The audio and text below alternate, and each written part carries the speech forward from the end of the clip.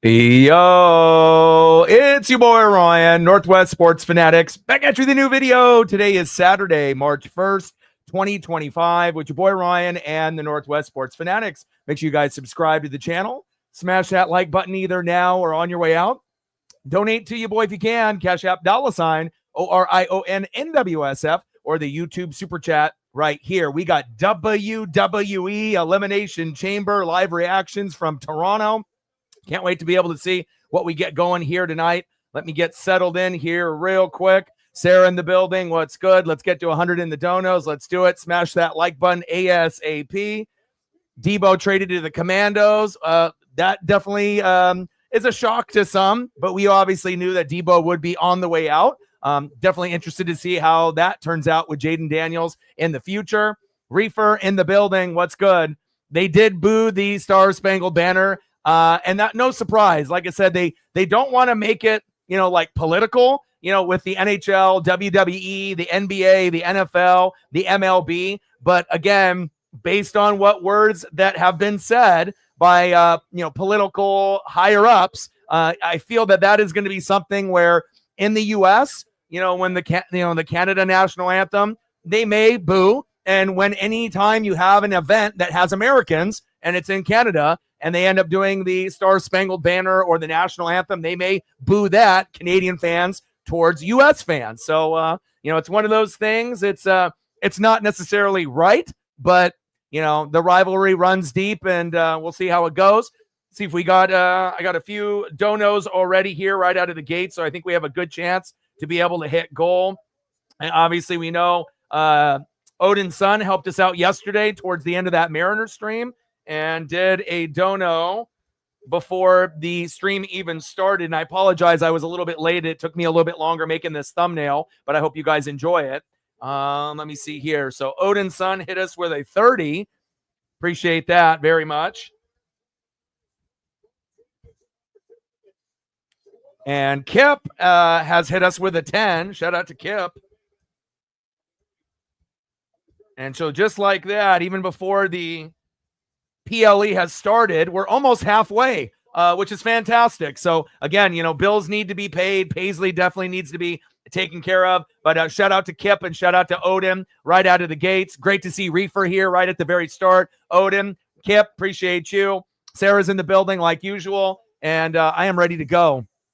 And again, I apologize. I wanted to go live maybe about, maybe 15 minutes before, but I had to keep kind of, modifying this thumbnail. Now, obviously, I could have ended up doing something more simple, just added live reactions and fan chat to the bottom of this, or I could have used the female version and did this, but I wanted to do something a little bit more special for you guys if I was able to fit all the females on here also, but I kind of ran out of time, so I just had to go with either the men or the women. So I figured I'd go with Cena, Priest, CM Punk, Logan Paul, Drew McIntyre, and Seth Rollins. The background is Toronto. They're in Canada, so I definitely gave you that, and I hope you guys like it. Like I said, I feel it's bright and kind of, it's very inviting compared to some of the, because again, if we use this as a background, it's a little dark. We're in Toronto, and it might be a little dark, based on our mood, at the end, depending on who wins and who loses. But I wanted to make sure I brought that brightness with the thumb, and I hope you guys love it. Let's go. We're at 40, 60 to go. Like, sub, donate, comment, share. If you haven't smashed that like button yet, please do.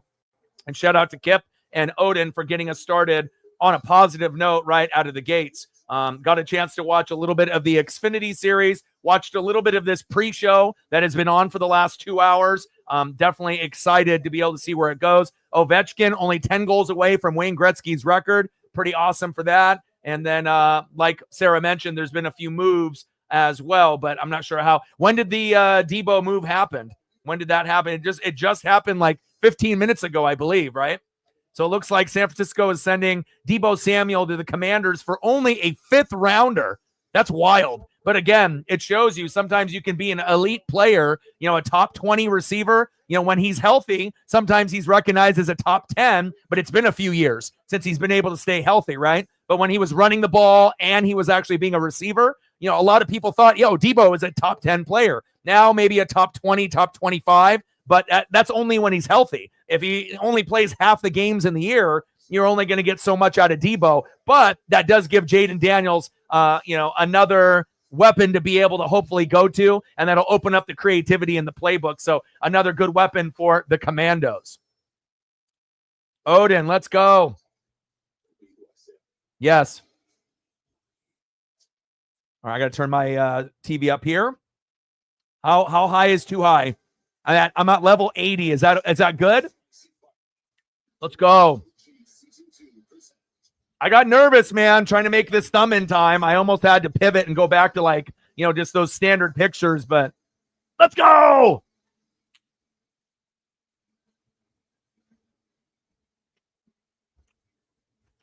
I didn't even get a chance to get my NWO jackets, but I didn't want to get too hot here in the studio. I figure I'm going to be screaming and yelling quite a bit.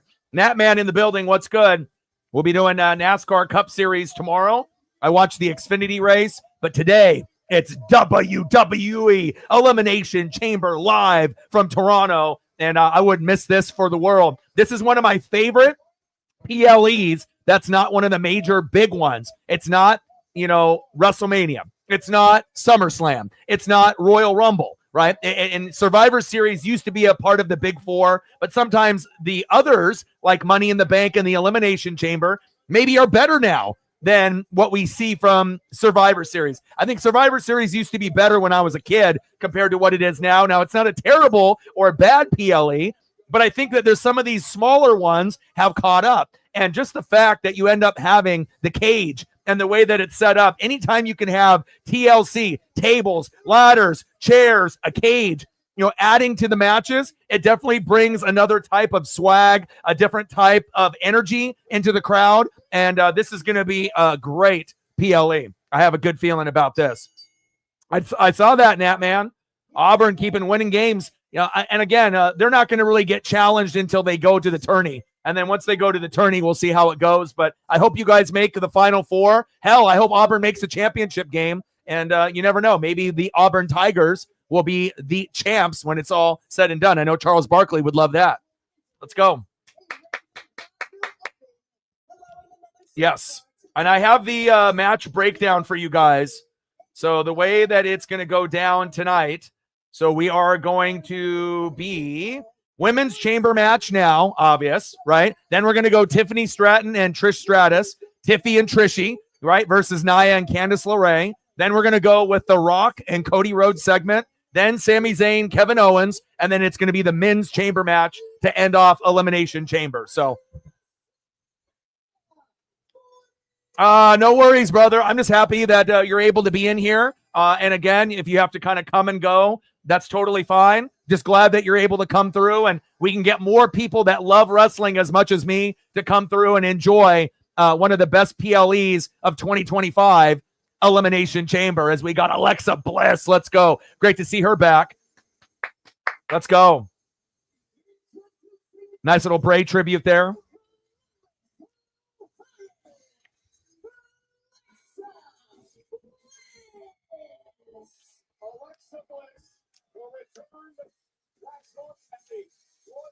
Let's go.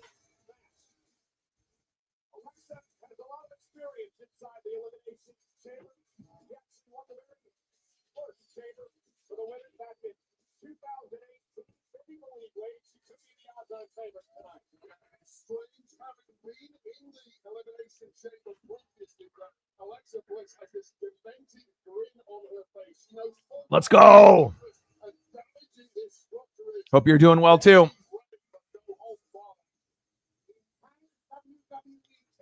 Yeah, and anytime, as an Auburn fan, if Alabama loses, regardless if it's basketball, or football or any sport, you're going to be happy. Auburn hates Alabama. Alabama hates Auburn. And normally Bama is the one that's on top as far as, typically football, but it's cool to be able to see them take over basketball here within the last couple years. Daniel in the building. What's good?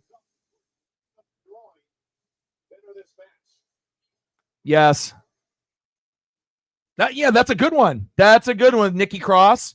Yeah, and I was telling Odin, I think that they've kind of done the Wyatt Six a little dirty. Again, sometimes when it doesn't fit the narrative to some, doesn't mean that, that these wrestlers or a faction aren't appreciated. I feel like there's a few things that have been kind of fumbled the bag, Undisputed Era. I think they kind of fumbled the bag with that. The Judgment Day with no Priest or Ripley there. And I get it. Things are evolving in wrestling. But again, they definitely could have done more with the Undisputed Era. They could have done more, with obviously Damian Priest and, Rhea Ripley not being booted out of Judgment Day, because they made Judgment Day, in my opinion. I know you got Dom and you got Finn and you got some of the other members there, and then some of the newer members now with obviously Liv and Carlito and whatnot, right? But it's not the same like faction without Damian Priest and Ripley. In my opinion, those two made Judgment Day. And again, they still exist, but it doesn't really give you the same kind of feeling or vibe as it did a few months back. Roxanne Perez, one of the individuals out of the men and women that does not have any experience here. This is her first chamber. Almost everyone else has been in at least one, and definitely excited to see what she brings to the table here today. And usually that's how it goes, right? Sometimes some will be Auburn, some will be Alabama, and there might be some discussions at the dinner table, or over the telephone when one team wins and when the other loses, for sure. Alexa looking good. Roxanne Perez looking great. Let's go.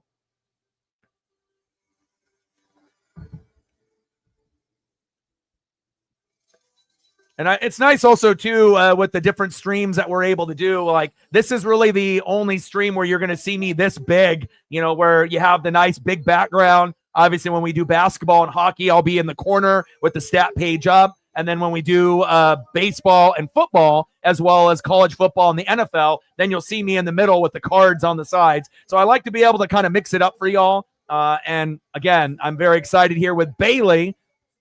At some point, Bayley can be a face. Bayley can be a heel. This is going to be very interesting. As you see, the all-time matches live at the top with 6. Bliss, Bayley, Bianca, and Naomi with 3 apiece.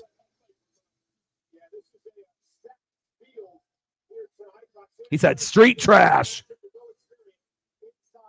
Yeah, I mean, they were the Judgment Day through and through.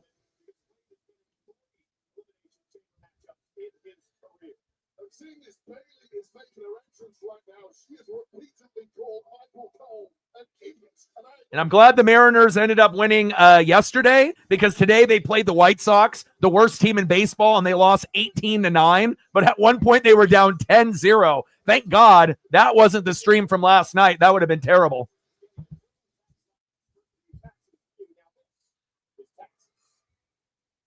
Oh, yeah. I mean, let's be real. The amount of gorgeous that is in the entire WWE female roster is ridiculous.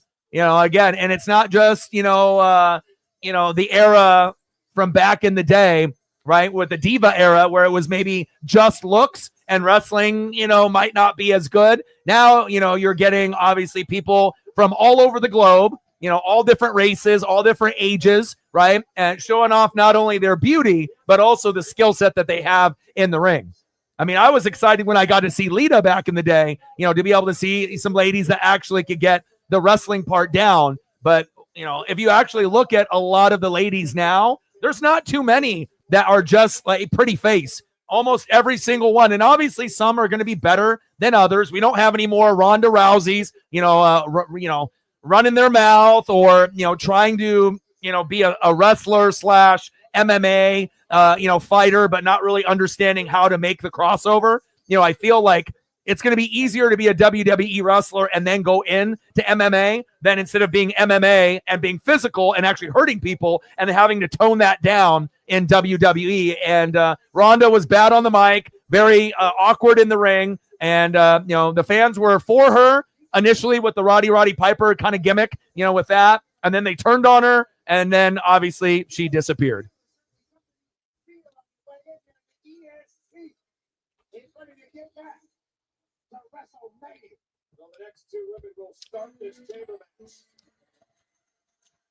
Watch me.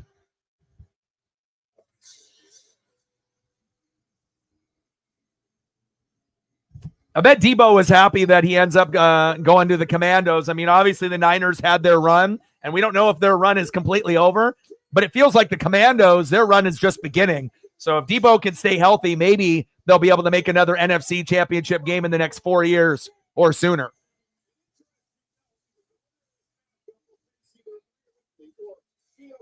I mean, Liv's got that attitude, right? Alexa Bliss has got that attitude. They're both a little undersized as far as wrestlers, especially Alexa Bliss. And I'm definitely interested to see how this is going to play out for the women's. And then just a quick update here. If you're, obviously everyone that's in the room is, very hardcore into wrestling, has been watching for a long time. Roxanne Perez, Bayley, Naomi, and then at the bottom there, Alexa Bliss, right? Liv Morgan, and you already know Bianca Belair. Let's go. And this is the correct match to start off this Elimination Chamber.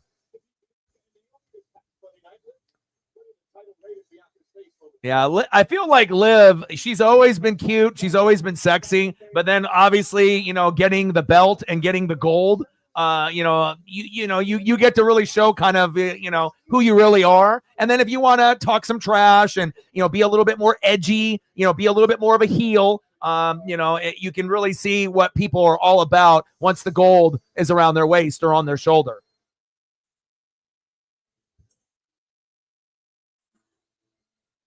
All right, Naomi, the last participant here. And once we get into an in-between point, if Kip comes through, as well as Odin just chilling here, we can get some photos that we can sprinkle in, but we don't want to do that while we're watching.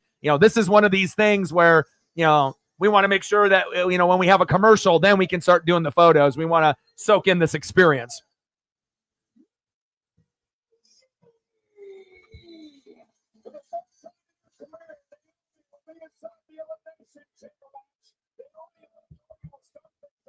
This is the 7th women's elimination chamber match in history.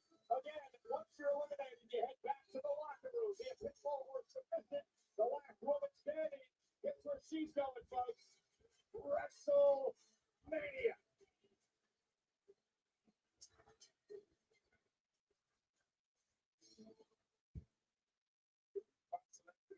Deep into this match of the fun. Naomi and Bianca Belair and the world together who will eliminate the rest of the women in this matchup. Everybody hopes it. And their path to victory, that was easy. But let's not forget Bayley. I have a Bayley defensive Naomi as well. She does have major issues with Bianca Belair dating back several years. So screw that all the way. Well, it's Bianca too. People so stupid. We invented the lack of crap. Get what? Right. And we are underway in this matchup now tonight.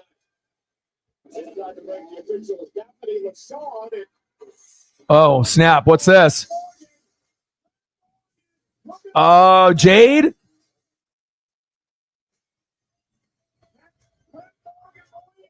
Oh, shit. Great to see her back. She always looks like she's in fantastic shape. Awesome. Yeah, and in a normal elimination chamber type of setting, this doesn't happen, right? You know what I mean? Oh!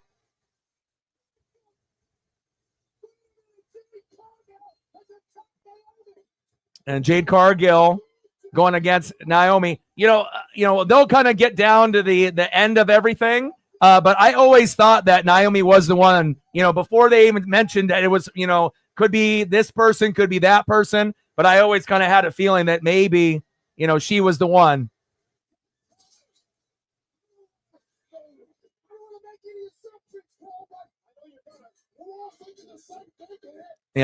Because obviously it gave her an opportunity to link up with Bianca. And, obviously, they always like to pivot the storyline. And the foreshadowing was kind of there, right? That we all along thought it was, Naomi. Then they tried to tease it with Liv. And obviously, big kick there, right?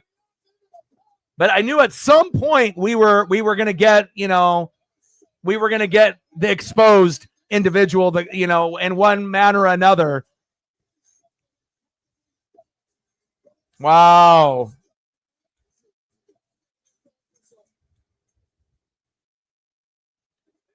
I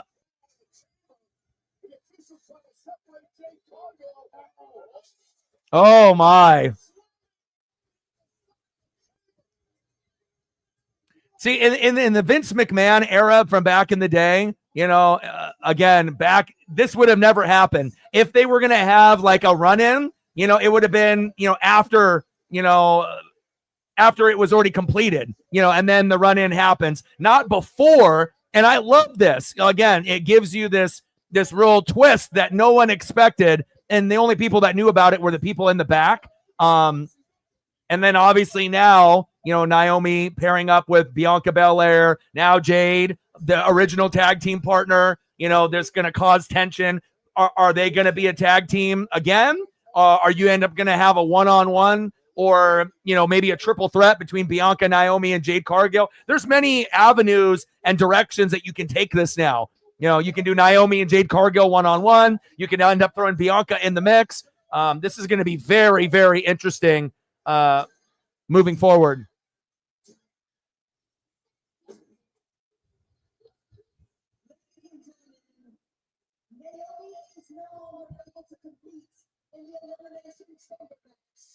They would have never had a situation like this. So Naomi is eliminated. Are we going to have another female come in to take her place now or no?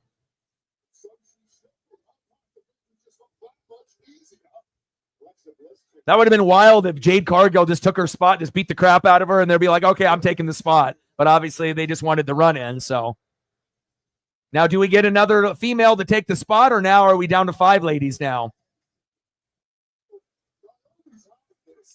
He said AJ Lee or Becky. Oh, could you imagine if Becky came down? Crowd would fucking lose it. We would lose it. Hybrid in the building. What's good? Yeah.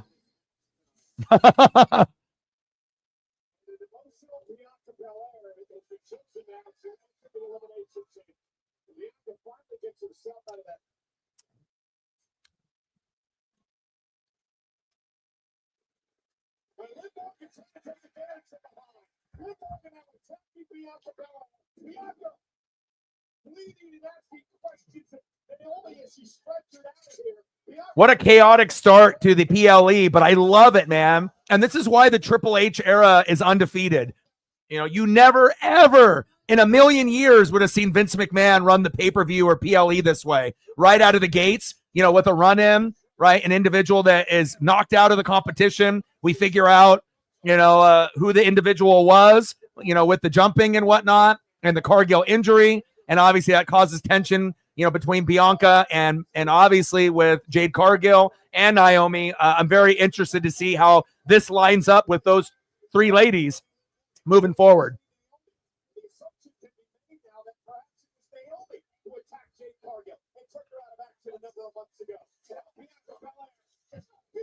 Yeah, so for now, it looks like they're just going to run it with 5. And I know some people might have been a little disappointed with that, but let's be real. Naomi had the least likely chance to win anyways. So for her to get eliminated right out of the gates, it would have been like her being the first one eliminated in general, right? Unless they wanted to surprise everyone and do something off the wall and made her second to last or actually win. But, let's be real. I don't think anyone had Naomi penciled in to be even in the final 2. And I'm loving the way that these PLEs are starting as of late. And you already know the Toronto crowd, the Canada crowd is going to be fantastic. I mean, obviously booing the national anthem or the Pledge of Allegiance, all the different, things that, America does. If it's in Canada, you have to assume, that they are going to boo, and they'll boo for a number of reasons. So they'll boo because of the United States. They'll boo because who our president is as of right now. And just obviously what has happened in the 4 nations face-off. The USA-Canada rivalry is heated, to say the least. Bianca into the ropes from Liv. Nice counter. Big boot to the head.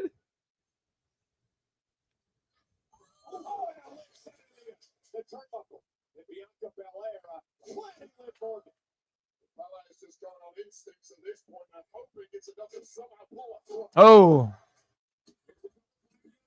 2.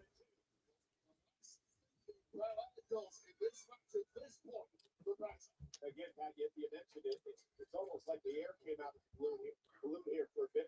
37,000 at Rogers Center, still in shock, trying to figure out what's going to be. Jay Cargill and Naomi.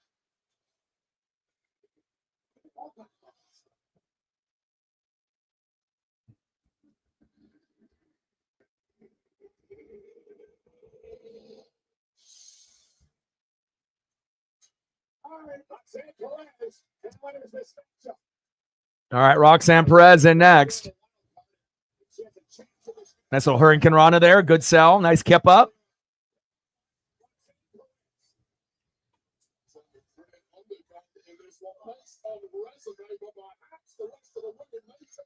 I like the energy right out of the gates there. And if you've noticed, NXT has been really pumping out, like, future stars pretty frequently, not only on the women's side, but on the men's side as well. I like, and some of the stars will turn into superstars. Others will just be stars, but it's pretty awesome to see. Oh, nice. It always helps when you have a smaller wrestler to join the rest. Even though we already know Alexa Bliss is like, 4'11", 5 foot and whatnot, pretty tiny herself.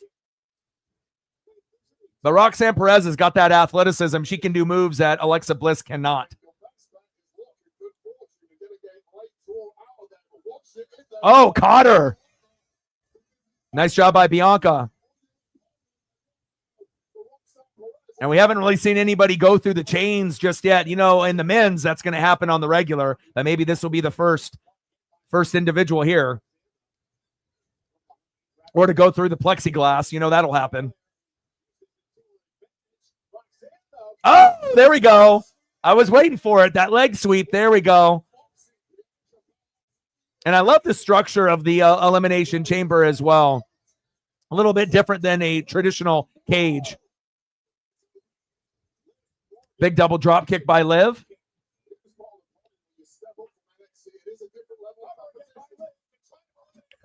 2.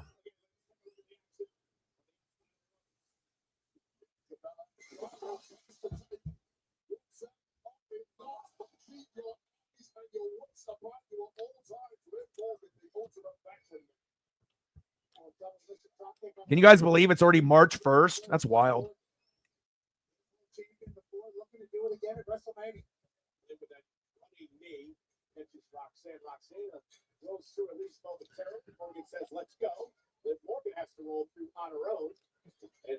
Oh, double clothesline by Perez and Liv Morgan.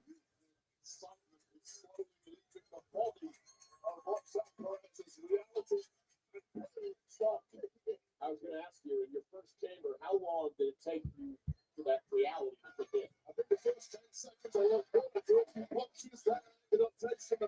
Yeah, it would be great if Alexa goes, to like the Wyatt 6 and, getting on that darkest of the dark level. We already have plenty of faces, in wrestling. Sometimes you got to go for that more evil, darker vibe. All right, we got Bayley.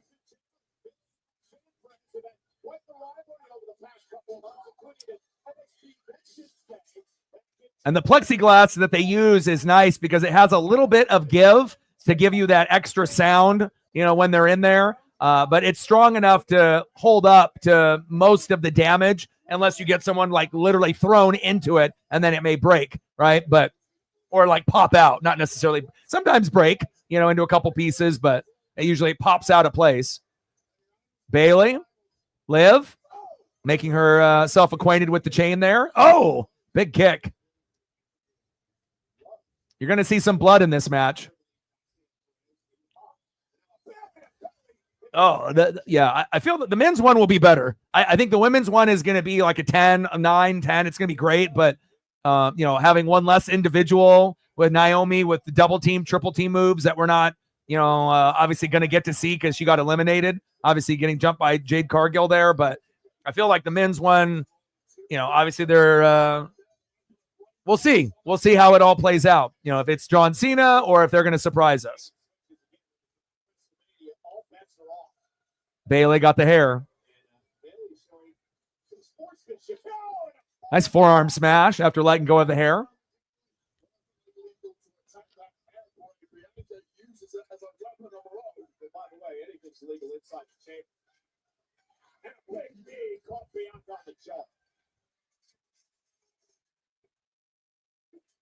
Let's go family chance. And the fans here. Oh, look at that sunset foot bomb in the corner by Bentley. Tracks Bianca back toward the center of the ring. Bentley looking to eliminate Bella.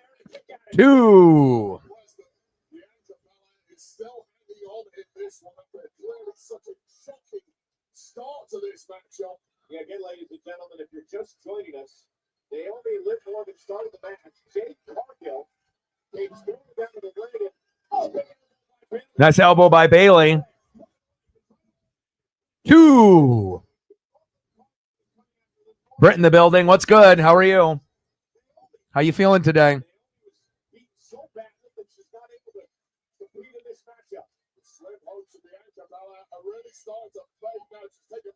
Oh, wow. Holy moly. Roxanne Perez. Okay, a little power bomb. Onto the outside. Wow.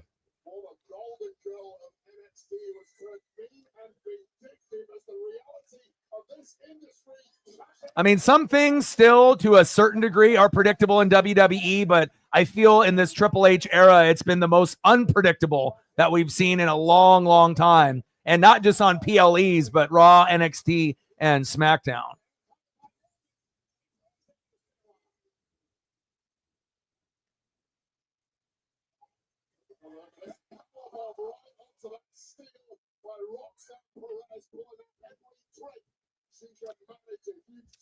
Debo didn't want to be there. So, you know, they only got a 5th rounder for him. So, but again, the Niners draft pretty well. So they'll be able to find someone in the 5th round. You know, it might not be, you know, when Debo is healthy, you know, type of talent, but you never know. You know, if you have a good, you know, owner, a good GM, good head coach, you're going to be able to find pieces. So, and again, you don't really want to roster someone that doesn't want to be there anymore. So,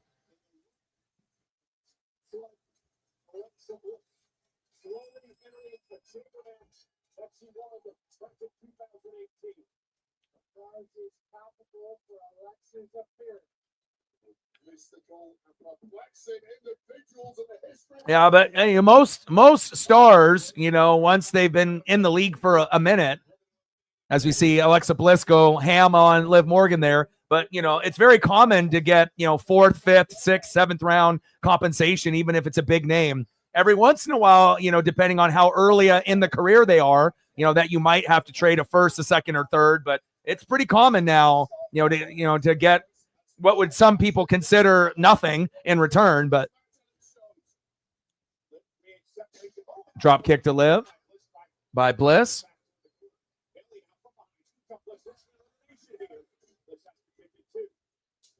Oh my.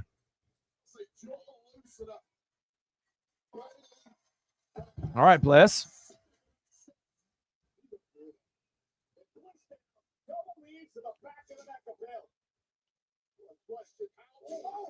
And Bliss definitely will pack that punch, you know, for being someone that's, you know, 4'10", 4'11", 5 foot.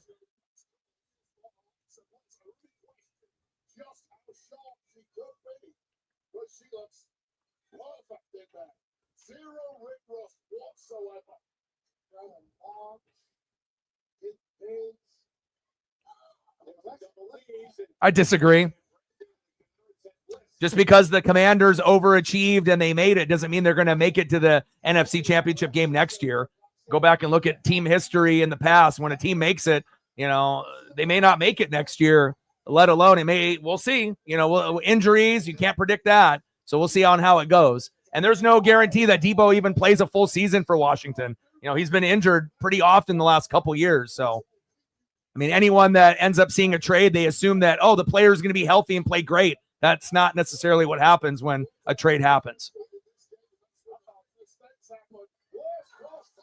Crossbody caught. Bianca. A little double slam there by Bayley and Bianca.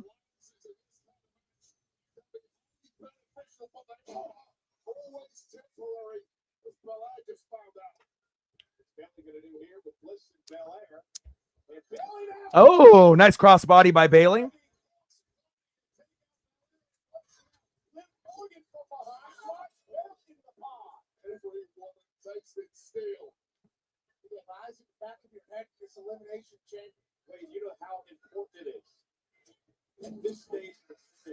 Absolute carnage here with the ladies. Oh, nice move by Bailey. Is Debo a top receiver? Fuck no. Have you been watching football? Do you only watch Eagles, bro? Come on, my guy. Is that all you watch? Is that the only knowledge you got? Hell no, Debo ain't a top receiver in fantasy, especially when he can't stay healthy. I mean, it gives you an opportunity to run like reverses and screen passes and jet sweeps and whatnot, you know, but it's not like, he's going to be running back wide receiver when he was the most effective before he told the Niners that he didn't want to do that anymore. And if he was, that you got to pay more money. But to me, Debo is, a decent player, but he's injury prone. So I don't really think the value is that high. I would actually be shocked if he makes it healthy for a full season, if I'm being real.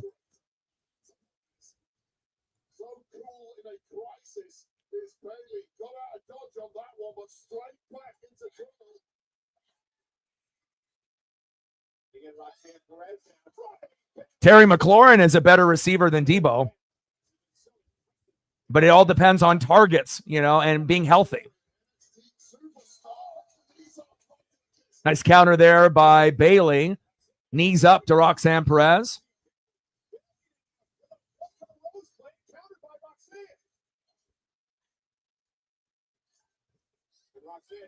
Oh, dumped over.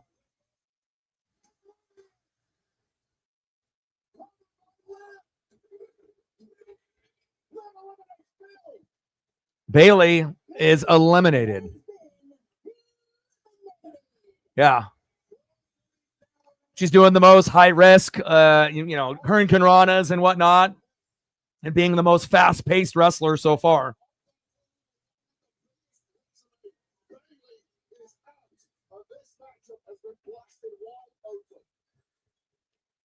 I mean, there's going to be a year of tape, on him.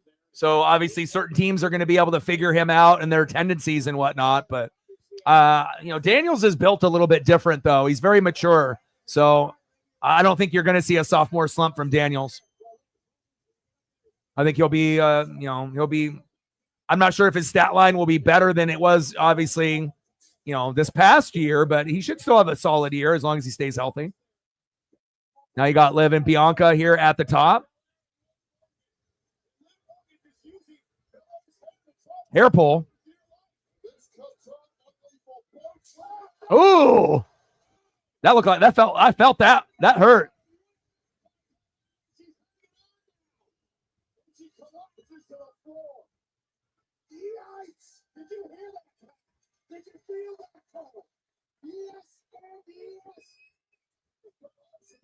Good energy out of this opening match at Elimination Chamber. Again, when you have tables, ladders, chairs, a cage, crossbody.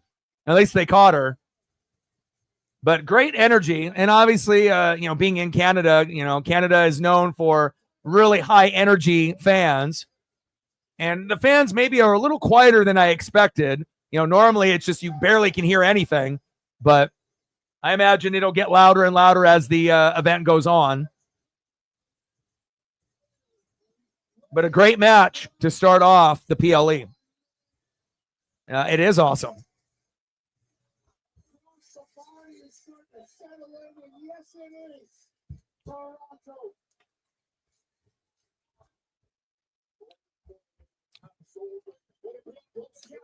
Bianca. 2. The bye chant. Yeah. Yeah, Liv dead. And, she's improved so dramatically over the, last few years, on the microphone and in the ring. Not that she was ever, like rusty or kind of awkward in the ring like Ronda Rousey. She never was. But again, you've seen a lot of the hard work that she's put in, and it's great to be able to see, the evolution of these wrestlers, going from where they were a few years ago to where they're at now.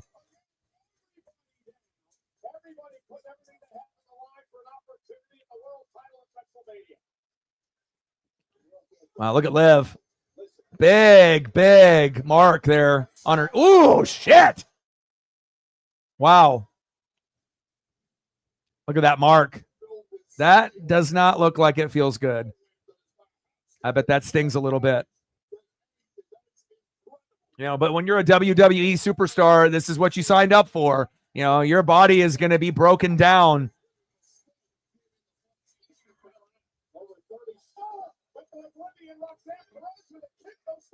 Oh, good counter. Perez has been money so far. Nice code breaker by Liv. There's Bliss. Twisted Bliss. All right, Roxanne Perez is eliminated.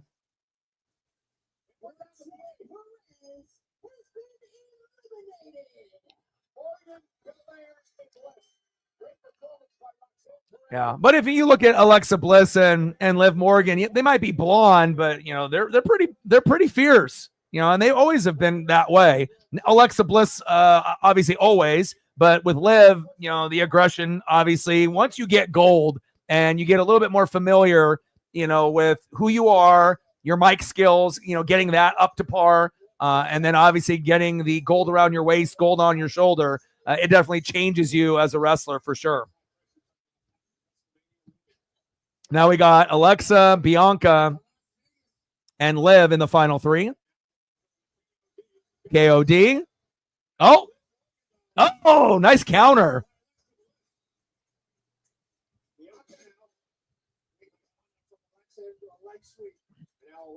Yeah, I mean, again, I think that's everyone's, was kind of thinking, that that would be the individual that was probably one of the fan favorites. It's like Liv and Bianca have, been there, done that. They've had the gold, but again, Bliss, being gone for such a long time and now coming back. I mean, they definitely didn't hesitate to put the gold around Charlotte's waist. So we'll see what we get here.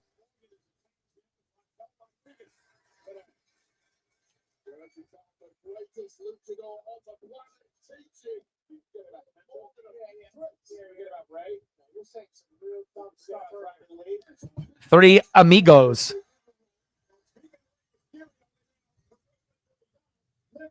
Liv, Alexa. Oh, good counter. 2.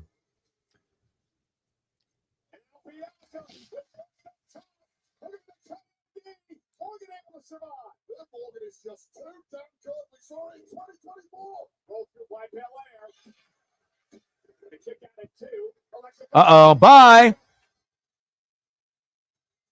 There goes Bianca.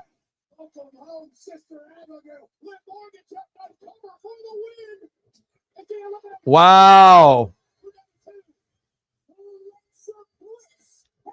Well, I guess Alexa Bliss storyline for Britt is not happening.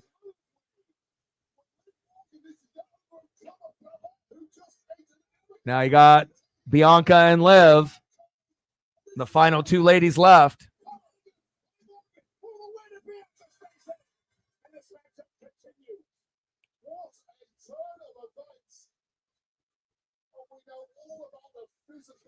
That's why WWE is amazing in this Triple H era. You never know what you're going to get. No one anticipated the Jade Cargill thing, with Naomi not even participating. Then we have a kind of a feel that it may be in the Vince era that maybe Alexa Bliss would have been the winner, right? But then now in this Triple H era, just when we think we got it figured out, wow, look at this with the hair. Just like when we think that maybe we figured it out, then they throw another curveball. 2.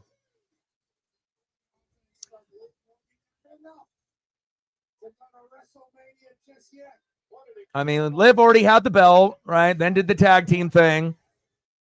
You know, it kind of, if you would look at who's left, you would assume Bianca would be the winner, but we'll see.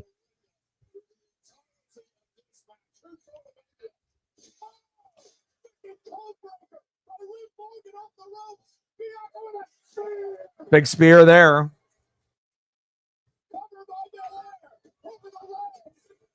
2.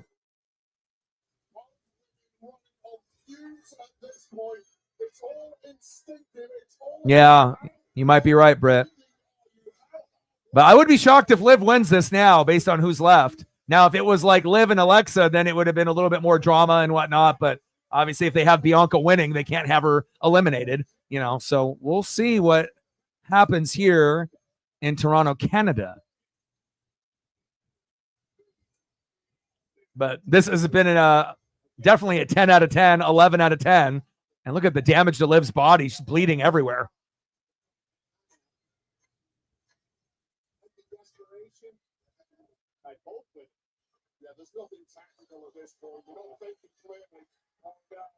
Oh, Jesus.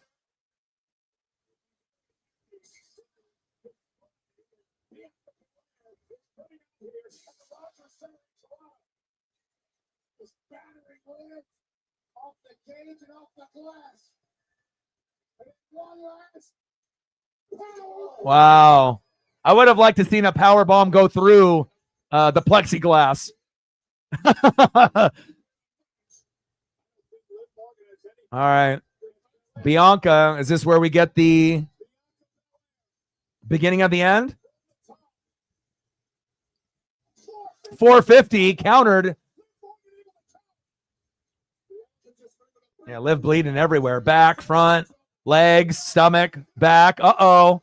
Bianca. KOD. Countered. Oh. Codebreaker. Liv. Oblivion. Uh-oh. Here it is. It's over now. Here it is. Goodbye. There it is. There we go. Bianca Belair is your winner.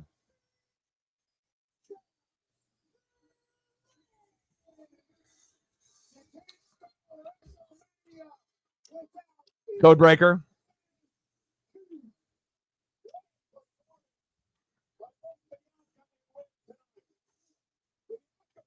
Yeah, well, you know, it's not necessarily earned it in this match. It's, you know, obviously winner's already predetermined. So, you know, obviously she didn't do the most exciting moves in this match and whatnot. But, you know, when you got 5 ladies, originally 6, and you have all that kind of chaos, you know, Roxanne Perez really held it down, you know, for the first, you know, 5 or 10 minutes and whatnot. But, you know, you got to see a little bit of Liv, a little bit of Alexa Bliss.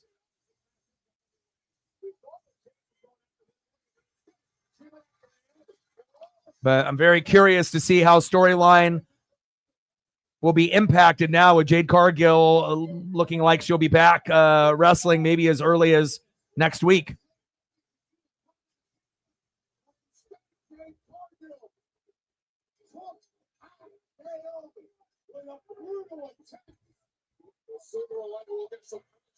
Like, sub, donate, comment, share. If you haven't smashed that like button yet, please do. Let's try to get to 20 before the stream ends.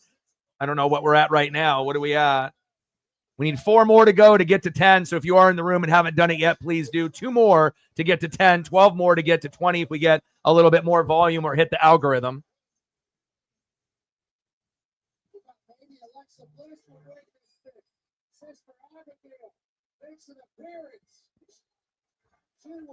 And we're at, what, 40, 60 to go. Hit goal.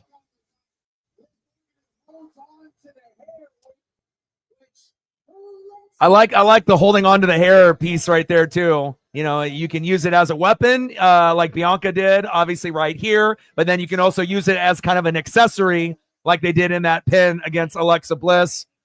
This definitely was very entertaining from beginning to end.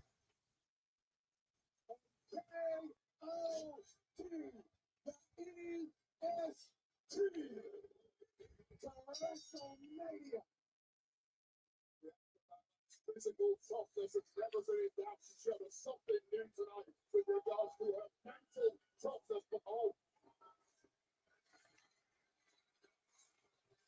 okay, we have to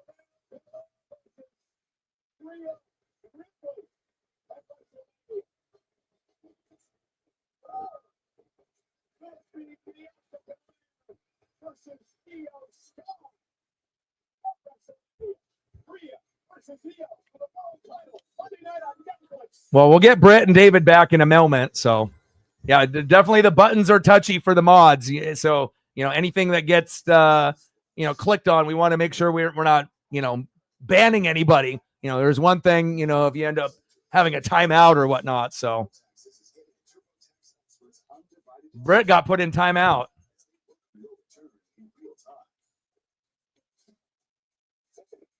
I'll have to put you in timeout, Britt. STL with a 5. Ooh, 10 unanswered runs. I wish the Mariners were able to do that. Nice. Stacks on stacks, racks on racks. A little Cactus Jack. Bang, bang. Appreciate you. And I don't think Kip is in the room at the moment, but if he comes through, we can get him some photos and whatnot. Odin, anything that you want to be able to see photo-wise, since we have a little bit of an intermission here? STL, let me know what you want to do for photos as well. And then I'll throw something up for Kip, even if he's not here and whatnot. So Napa know-how. Chase Elliott ended up qualifying for 3rd tomorrow. Definitely excited and looking forward to NASCAR tomorrow.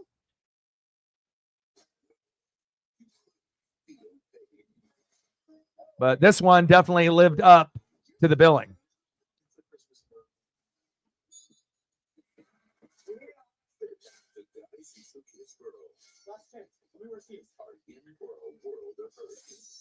So next will be Tiffany Stratton and Trish Stratus. Tiffy and Trishy versus Nia Jax and Candace LeRae. Then after that, we'll have The Rock and the Cody Rhodes segment to see if Cody sells his soul to The Rock. And The Rock will be kind of like the manager, like the Paul Heyman, and trying to run kind of like the corporation from like back in the day. And Cody will be underneath The Rock. We'll see if that happens or not. Sami Zayn versus Kevin Owens. And then the men's chamber match to end the PLE.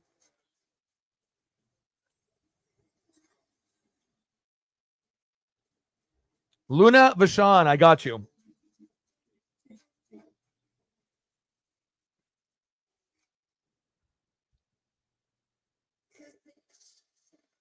Ladies and gentlemen, this is Toronto, Ontario, Canada, and immediately follow Elimination Chamber Promotion. We got WWE social channels. We can tell you the Anthem Bel Air, just when the Elimination Chamber match will be out there along with Triple H and the final boss, The Rock. WWE Evolve will showcase different action featuring rising WWE prospects as they wrestle with the dream of making it to NXT and perhaps one day to SmackDown and Raw. WWE Evolve premieres this Wednesday, March 5th at 8. Man, what a throwback. The United States and internationally on YouTube with a new episode dropping every Wednesday. Well, we're going to have the pleasure of being, of course, in Toronto for Elimination Chamber here tonight. This is the 12th premium live event, of course, hosted WrestleMania 6 and WrestleMania 18. Speaking of WrestleMania, experience WrestleMania in a whole new way. This is popping in LA tonight, reacting to Jake Morgan getting involved in the Elimination Chamber matchup. At WrestleMania, you can join us at Cosmo in LA or Cosmo in Dallas for an immersive experience. It's pretty cool to check out all the action of WrestleMania if you can't be in Las Vegas live. And all my buddies, all my friends are here tonight at Elimination Chamber, including that man that is a Toronto man, Grammy-nominated rapper, and single track of the official song of Money in the Bank 2024. It's great to see Naz out here. Good to see Naz. Well, Trish Stratus is in action next week. Who will ever forget 2006 Unforgiven? Trish Stratus using the sharpshooter, first made famous by Canadian Bret Hart, to get leading to tap out and win her 7th World Championship. Iconic woman, one of the all-time greats of this industry. Thank you, Trish. And it's coming up next, we will see the Hall of Famer Trish Stratton stands as she teamed up with the WWE Women's Tiffy and Trishy, huh? Tiffany time, but standing in their way, none other than American center, Nia Jax, and the closest 60, Candace. Well, it's Tiffany and Trishy time. WWE Hall of Famer Stratton returns the ring as she teamed up with Tiffany Stratton to take on the powerful pair of Nia Jax and Candace. Well, Stratton's fashion from the center of the universe overcome the irresistible force. Yeah, I'm hoping to be able to see Skeens when I go on the 4th of July with my best friend, and hopefully Skeens will be on the mound when we end up going to that matchup. That'll be a dream come true if I'm able to see him. So see if I can squeeze in a couple of these before we get into the match here. If the ship's burning, he's coming down. Look at his hair. This is a game changer. Flawless. The Tiffany Resorts collection is the most magical place to stay and the most magical place on earth. And with extra time at any of the 4 theme parks, would you save anywhere else? Start saving today.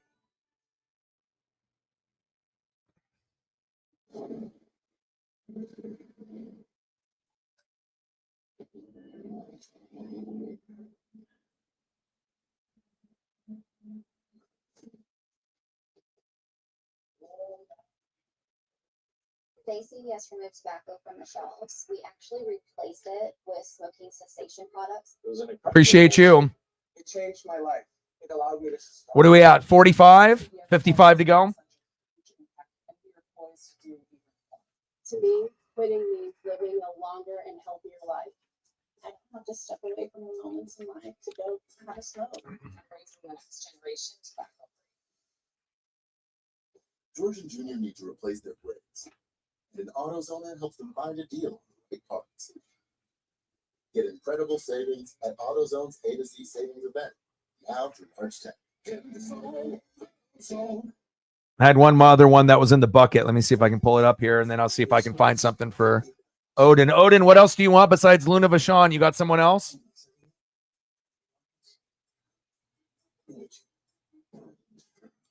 Appreciate you guys. This is the story of God. Okay? The Starbucks you love is real. Come on, man.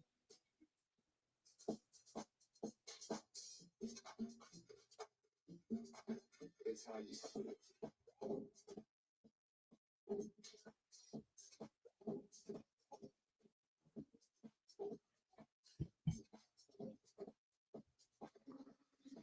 It ain't what you do.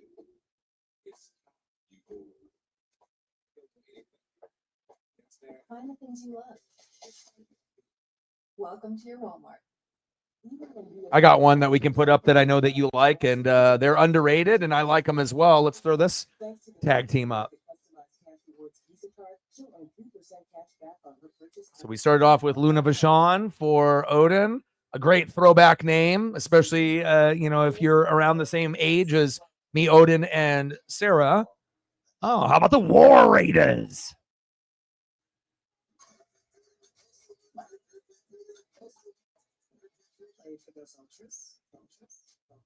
Extremely athletic for their size and their build. They've improved quite a bit in the last couple of years as well. Kind of shocking that WWE actually gave them gold. If it was in the Vince era, they probably wouldn't see gold. And if they did, it would be very brief. So it's pretty cool to be able to see people of a different age, different race, different body shape. Not everyone is going to be, super slim. Not everyone's going to be small. Some are going to be tall. Some are going to be a little bit thicker, but again, are you good on the mic? Are you good in the ring? And again, you get the diversity in WWE for sure. Nia Jax and Candace LeRae making their way to the ring with some matching gear. Figured you'd like that.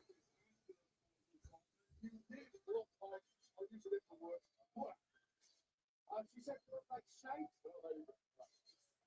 She said, the word was ready. I got some belts for you, Britt.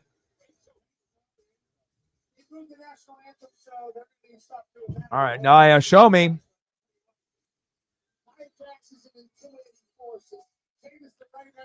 Demolition.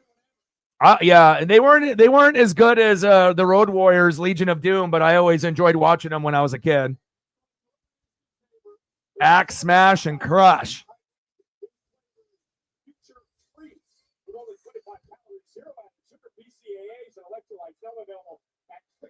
I wish I knew it only had 25 calories because I would have drank it before I went on to Logan Paul show with my tight shirt on. I think you need more than 25 calorie drinks to look better than what you looked in that particular show, Bob. You need more than 4 buttons on your shirt because those things were about to pop, Michael Cole.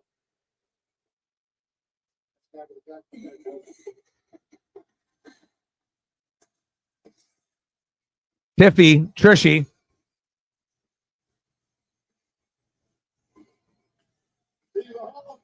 Trish Stratus might be, as far as like a superstar that doesn't wrestle on a regular basis, but obviously she works out like every day. It shows. You're not going to have someone that that's in their high 40s or 50s that typically looks just like they did back. I mean, obviously, Father Time is undefeated, and we're all going to age a little bit, but obviously, if you have money and you take care of your body, you're able to, kind of hit that fountain of youth a little bit longer.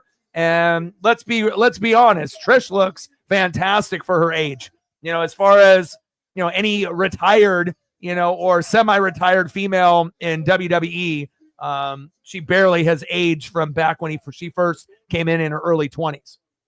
And some people think she looks better now than she did even back then.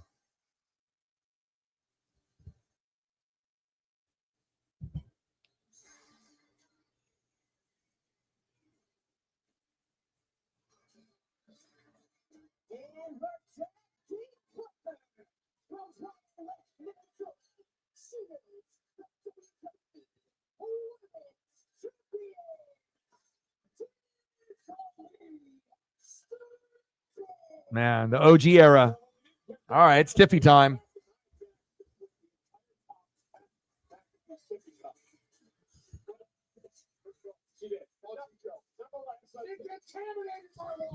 With their negativity, Tiffany Stratton to defend the WWE Championship at WrestleMania in Las Vegas against the Royal Rumble winner Charlotte Flair. Teaming tonight with a longtime idol of hers, Trish Stratton. So both wearing the colors of the Toronto team, the Maple Leafs and the Toronto Blue Jays, who first played baseball in the Rogers Center here. Emotional night for Trish Stratton. So this is the first time, guys, that her children have ever watched her compete live. Well, that might be a bad idea for Trish Stratus's children who are actually about to witness a video nasty on behalf of Nia Jax, who was in there to cause maximum carnage as always. Well, Nia Jax upset over the fact that Tiffany Stratton stabbed her in the back, actually the Money in the Bank briefcase to win the WWE Women's Championship. Disgraceful, treacherous, backstabbing in the history of this industry, man, that Tiffany Stratton did not have to do. She could have gone for a different championship. She could have, she didn't. Now she's champ and she's tag teaming with Trish Stratus in Toronto. Trish is 49, almost 50. Wild.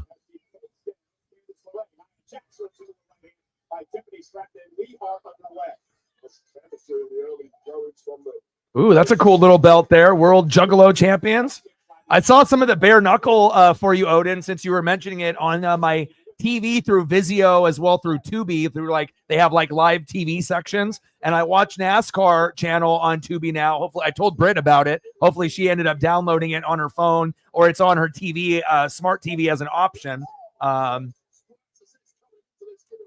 a bad boy, but we'll see. We'll see if they have more of the bare knuckle and whatnot. But I ended up seeing a couple fights a couple days ago. Man, they're brutal over there with that bare knuckle. No. Shit, I'd like to look like that too. She's in great shape. You got it on your Roku? Good. Do you have it on your phone? You can go to the Play Store and you can download it on your phone, and then you can actually watch it on there too, which is kind of convenient sometimes when I have something else, on the TV in the studio, and then I can end up watching, like the NASCAR on my phone or vice versa. Let me send the belt photo to Sarah, and then I'll pull it from from there. One sec here. Save. It's a colorful belt. Is that the newest belt that they use?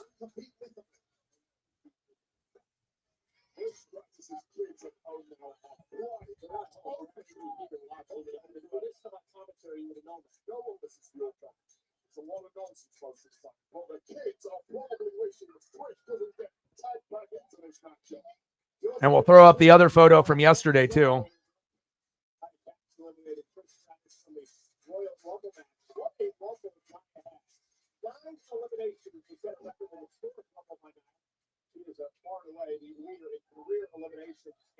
Here's a first one for Odin and his dono, and then we'll do another one here.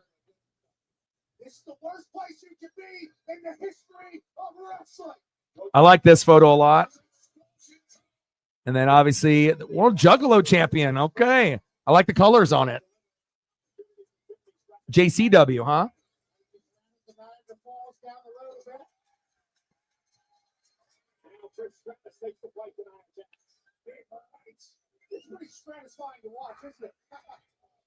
Oh, I got you. Your screen is too small.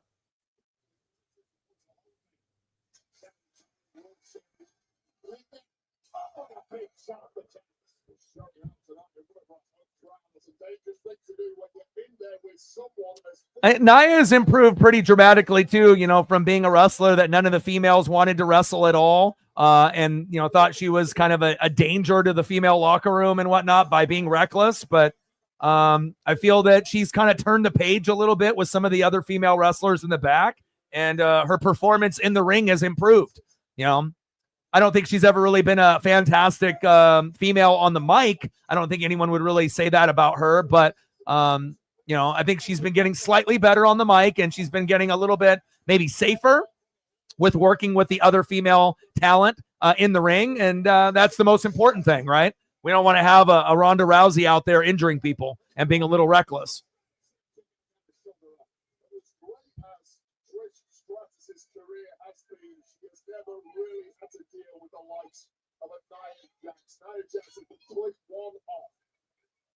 Nothing prepares you for that kind of offense.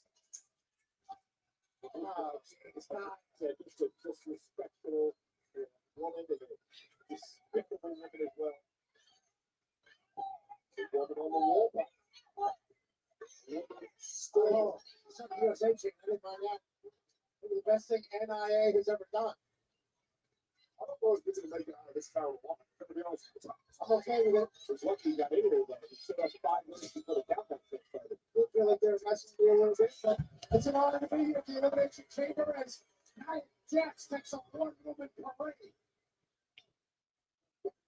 Yeah, true. You're talking about the French up here in Canada.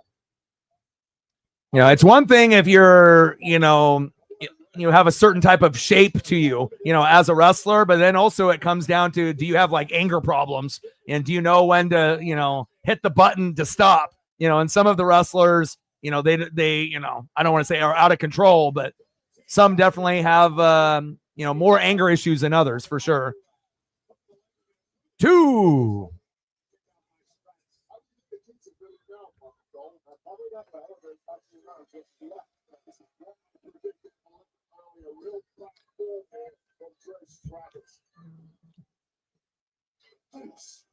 It's bonking Trish's head up the second time. And Candace LeRae. Candace LeRae with an armbar there on Trish.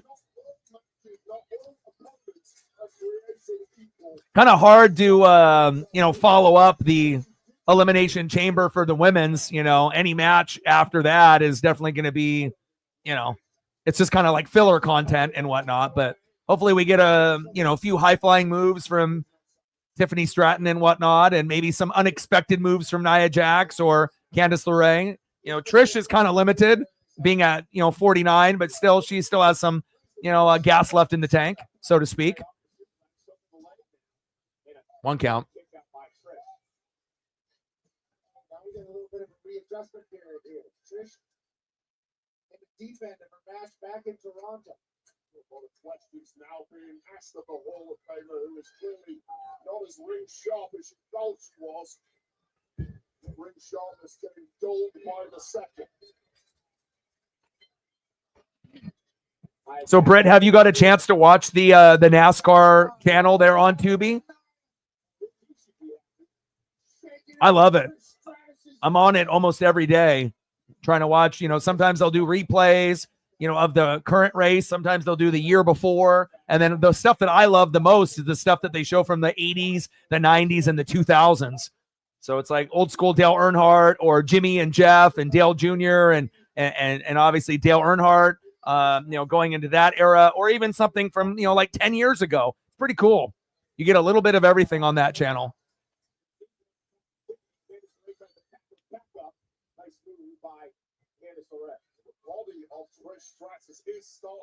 Yeah, that would be the key. When I did it back in the day, to get match of the year, I had someone powerbomb me off the top, like on the trampoline itself, and then they picked me up and did a power bomb, but then pushed me off, and then I landed like on the concrete / like grass area. Yeah, it did not feel good, but pain is only temporary. There would be people jumping off roofs, and whatnot, props and whatnot. But I can remember it still to this day, man. But we had a little bit of a run with it. We did it for a couple years. But glass to the eye would make me probably want to stop too. Nice little elbow by Tiffany Stratton.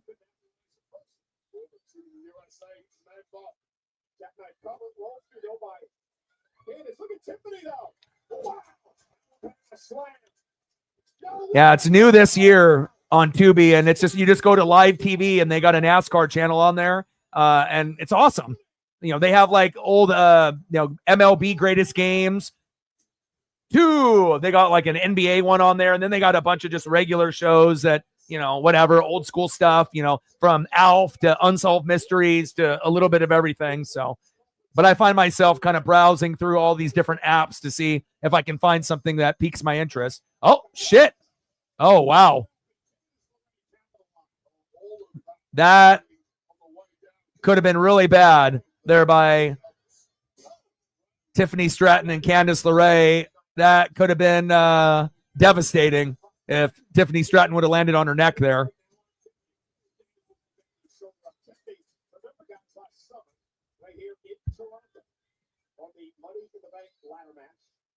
She would hold the briefcase until last month, but she cashed in. Look at this now. Nia Jax, Tiffany up on her shoulder. Something menacing, thankfully. The Stratton managing to get out of the way just in time. Look at that! Tremendous suplex by Tiffany Stratton and Nia Jax. Jax simply isn't used to being abused like that. Back now to Stratton to the ring. All right, here we go. Trishy.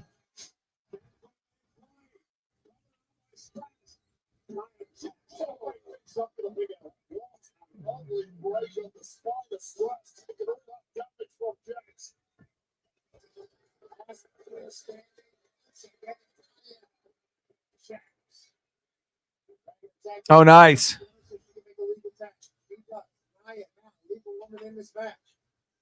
Trish Stratton. I would love to embarrass Stratton in her hometown. I would like to embarrass anybody anywhere, especially in the hometown. Trish, a big kick down, and Nia stunned Nia a little bit. Trish Stratton now heading up to the top rope. Trish him up top. Look at this. They're right up top. Oh my goodness. That's a super satisfaction. The bulldog off the top. Looking away. I didn't know if Nia Jax was going to fall at the proper time when Trish was attempting the bulldog. I know she wasn't going to do any like Hurricane Rana or anything there. Timing is everything in wrestling.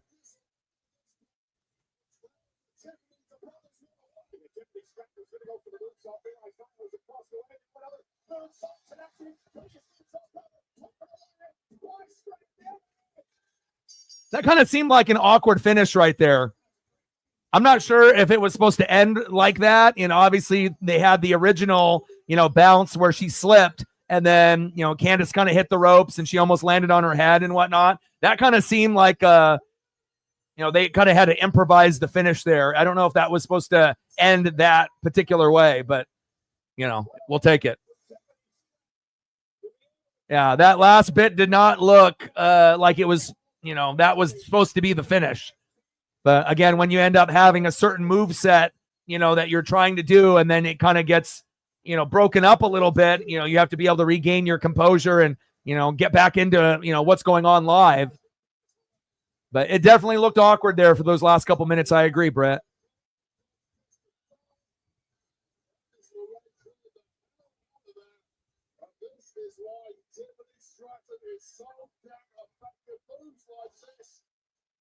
Nice moonsault. And I don't think anybody's surprised that Tiffany Stratton and Trish Stratus won. Faces beating the heels.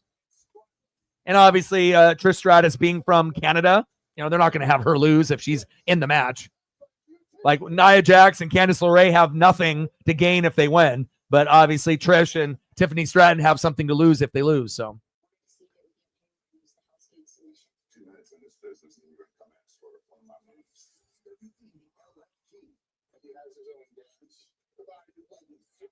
Yeah, I know. She's like, get out of the ring.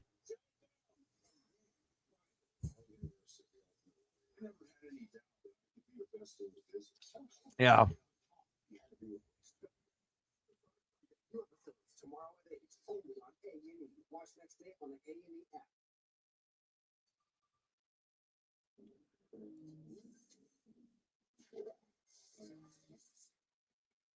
So since the Circuit of the Americas is like a road course, I guess there's no truck race. Like they just do the Xfinity race and they do the NASCAR Cup Series, but they don't do trucks on the off-road. Is that right, Odin and Brett? That anytime we have an off-road like road course, that the trucks are not going to be participating. That's a little unfortunate because I was, I've been watching the trucks all the way through as well as the Xfinity series. And as far as I can see, I don't think we have a trucks race there. Obviously handling on a road course with a truck would be difficult. I get it, but it'd be cool to watch. Yeet.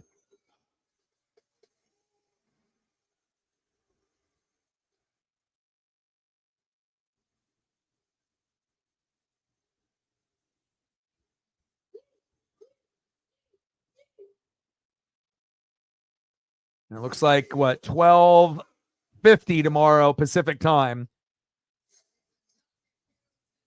Circuit of the Americas. Matt in the building. What's good?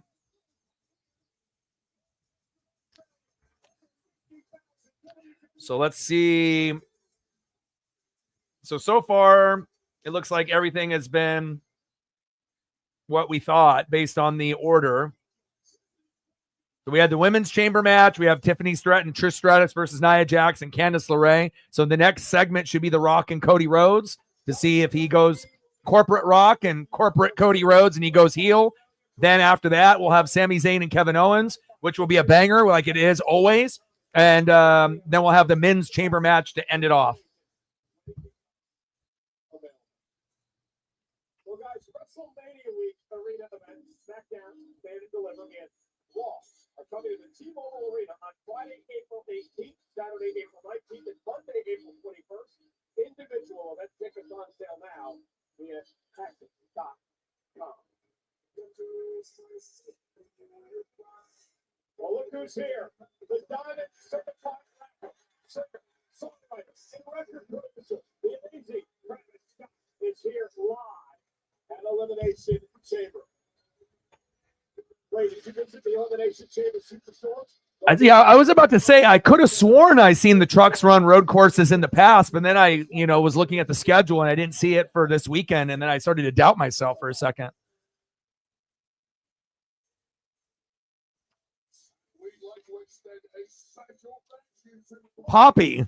I saw Poppy when they performed back when I saw NXT TakeOver in Portland right before COVID. And I was on the front row, right on the rail on the entrance.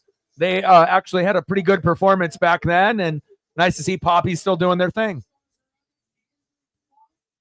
King's Convenience and Drop the Burbs. He's one of King's Convenience and 4 Canadian street awards that they also, massive thank you to Robbie and Mel. Charlotte Watkins Glen. Lime Rock, yeah. Natalia Ricci, star of Designated Survivor, available now on Netflix. What a bunch of superstars in the building tonight. Enjoy the wonderful city of Toronto. Elimination Chamber presented by Vincent Hot Spice Firebox. Every bowl for baggy buys another entry into the Can You Handle the Heat sweepstakes? Another chance to win a trip to WrestleMania 41. Learn more at vincentfoods.com. And by Fortnite OG, drop into season 2 and get your own limited extended season 2 OG pass. Run to the most to look your best. Or you chase that stuff. Now, the Scottish Warrior Drew McIntyre is chasing an opportunity to get to WrestleMania. Drew. Well, anytime WWE has a PLE, everyone's going to be in a good mood.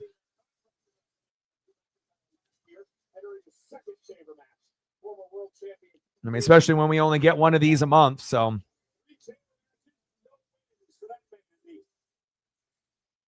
23 and 24 with Coda. Okay. As long as Napa know how, as long as Chase does a little bit better than he has in the last couple of weeks. Daytona and Atlanta weren't really too kind to him like Bowman Gray was, but hopefully, we can get, obviously no DNFs. We want to be able to finish the race, and hopefully we can end up having a top 5 finish or, obviously a win. So, but starting third tomorrow, I like that. Well, my vision for the future of the WWE is, in a way, it sounds simple, but it is to continue to grow the company.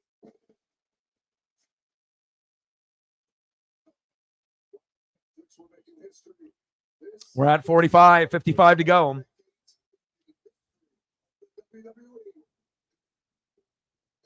the luckiest man in the world. The Rock joined the TKO board of directors. As I get one of the greatest entrepreneurs to take this company to the next level.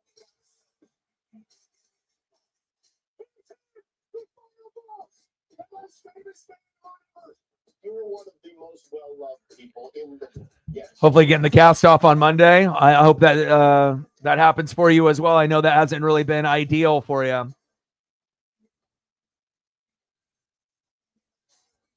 The greatest part about the job that I do, whether it's on a movie screen, in a ring, is the reaction that I get. That's special.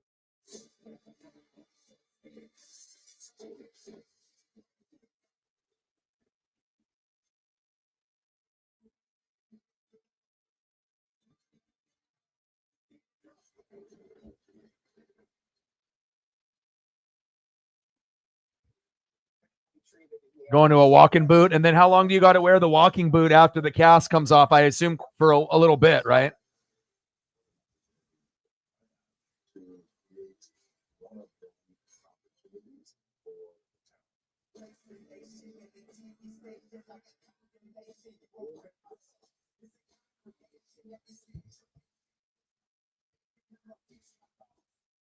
Has anybody in the room watched Stars and then the show Heels? Have you guys watched that yet? I've had a few friends recommend it to me, and it's obviously like a wrestling show on Stars, and supposedly it's pretty fucking good. And I haven't got a chance to watch it yet, but I was wondering if any of y'all have got a chance to see that show yet, but I've heard good things about it, but I just haven't had the time yet. I'm still watching X-Files from the very beginning, Blacklist from the very beginning, Walking Dead from the very beginning, Shameless from the very beginning. So I already got quite a few shows on my list right now that I need to finish before I start something new.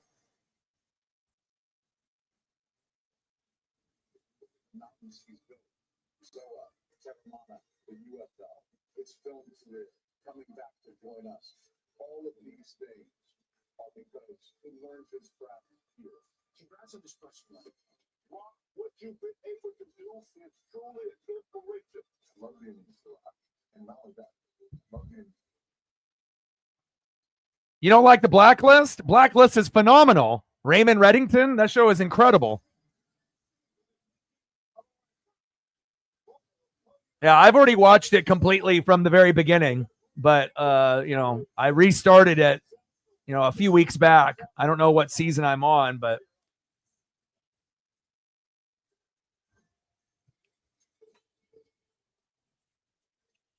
Ladies and gentlemen, but I feel like the acting and the storyline and obviously the ending, for a lot of shows can end up being a little bit of a disappointment. But as far as like an FBI or a police kind of theme show, an FBI theme show with criminals and crime and, things that are going on and whatnot, shootings and murder and all that, like, I don't know. It's one of the better shows that's out there, if you've never seen it before.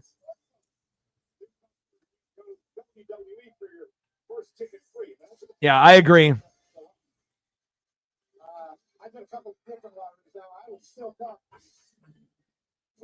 But again, sometimes endings can, make you be like, what? Like the whole thing with like Dexter, and then you're like, what's going on here, right? Or Game of Thrones, you're like, this is how it's ending, right?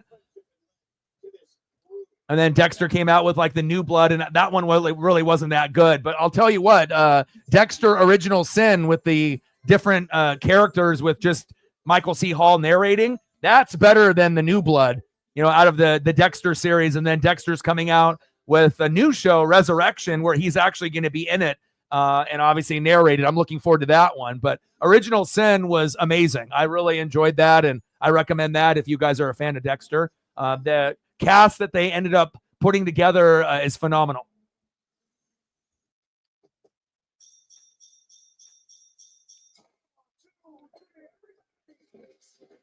Yeah.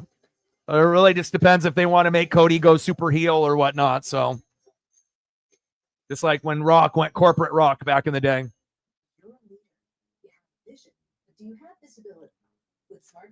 Have you watched the whole thing? How many seasons of heels are there? Is it like 2 or 3 seasons? Something like that? Aligning your teams around a shared vision is not easy, especially in the face of unexpected challenges. It takes the ability to pivot with ease. It takes standardized processes and seamless collaboration. It takes yeah. Just one ad. It takes smart sheet. From the hip. Right. Yep. 3. The reality, Try a new form. Yeah. Well, I don't necessarily, it doesn't have to go stale and then they have to, change creative to go heel. I feel like you get the best version of wrestlers when they go heel, on the microphone and in the ring with that intensity and whatnot. But you may be right. It may be a little early, to have Cody go heel and whatnot. But I mean, let's be real. After Cody ended up getting the belt, from The Rock, you had that initial surge, or not The Rock, but from Roman. Right, when Roman ended up dropping the belt and then Cody finally kind of finished the story, it was kind of hot, and popular for like maybe a month. But then after that, it kind of just died off. And Cody's run at champion has been kind of boring. I mean, I don't know if I'm the only one that thinks that or whatever, but I feel like Cody's run has been a little stale. Like he still gets the pops because he has one of the best theme songs in wrestling. And that's a big part of it. If you have a catchy catchphrase, yeet, like Jey Uso, or you have a great theme song, like Cody Rhodes does, arguably the best theme song in WWE based on crowd reaction and participation and singing along. I think Cody is great and all, but I feel like we'll get a different version of him if we can get him to go super heel. But who knows when that will be? So is it like competitive salary or is it like competitive salary? It's somewhere between. Where you're at your relatives, yeah. Right. And Like obviously the outcomes are predetermined, right? And the bumps and the bruises and the the things that happen, the legs that get broken, that shit is real. Like I said, you're gonna go into the match, but sometimes things get a little out of hand. Injuries are real. And I think really the only thing that you can say is the only thing that you can say that might be closer to the fake side, but it's not necessarily fake, is that they're not going to throw punches with closed fists, that they're going to be a little bit open. So it's more of like a punch slap, rather than just like, because could you imagine if they actually went full fist? You would get people accidentally getting knocked out in matches and whatnot. And, they can't have that, especially when they have everything timed in a show. So heels is 2 seasons. There are no counts, no disqualifications. I'm good. It's WWE Elimination Chamber. Yeah, but that's true. But also, too, with Cody Rhodes, though, how do you feel this run has gone with him? I feel like the first couple months, it was like amazing because finally it was someone other than Roman that had the belt, but again, I feel like if Cody didn't have an amazing theme song, then it would even be a little bit more dry than it is now. Like you're always going to get crowd participation, with certain theme songs, that, have that energy and that pop. But Cody's great as a face, and I know he'll be great as a heel as well. It's kind of like, the wanting like John Cena from being a face into being the leader of the NWO, back in like 2010, like if they would have went that route, but they never did. But if you actually look at a lot of the wrestlers that are wrestling, they typically get the best version of themselves when they go heel. No one's going to remember face Roman. They're going to remember heel Roman. You're going to remember Hulk Hogan, but people remember Hollywood Hogan. Like, I just feel like, when you go bad and when you go heel, you're going to have more memorable things from the fans. Even if you are like the super face at the moment.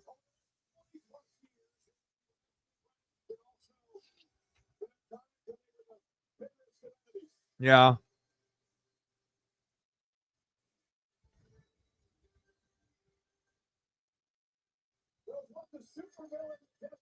Shield Roman, yeah, was Seth and Dean Ambrose, but they were kind of more considered heel than face when they were in the Shield, right?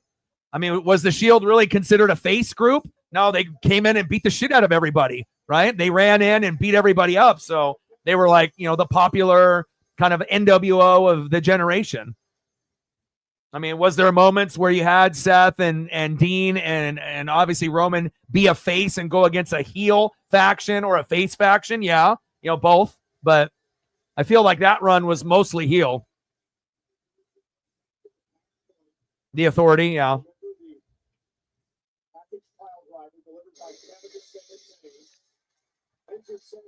All right, Kevin Owens and Sami Zayn.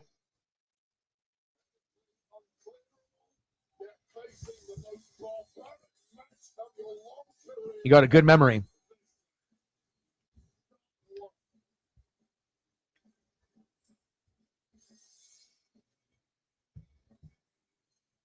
Nice 11-5 win. There you go.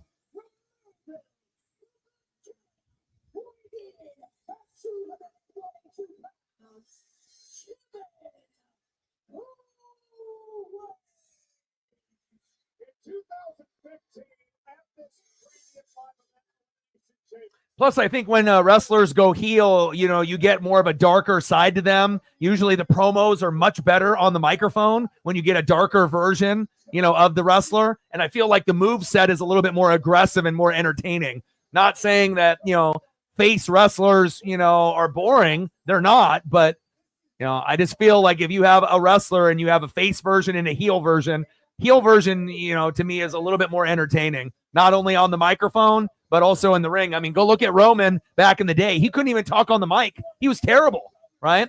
Moxley, Dean Ambrose and Seth were, head and shoulders above him. But then finally, when he became, the tribal chief, and with the bloodline, then you finally got to see that swagger come out. And then finally, Roman actually turned into a decent wrestler on the mic. But think about how long it took him to get to that point. Randy coming tonight, there's a good possibility. And then Seth betrayed him. Yeah. Yeah, I remember.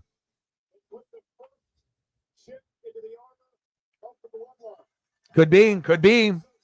We'd love to be able to see Randy. And again, rumor Randy versus Kevin Owens at WrestleMania is what's been circulating. I don't know if that will happen, but that is a possibility if Owens doesn't have an opponent, and Randy will need one.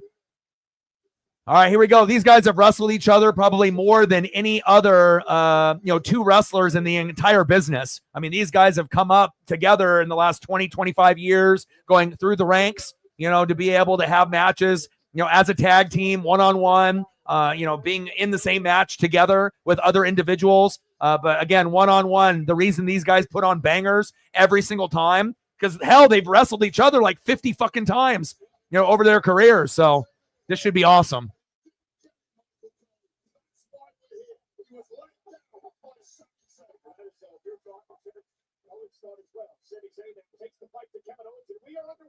Yeah.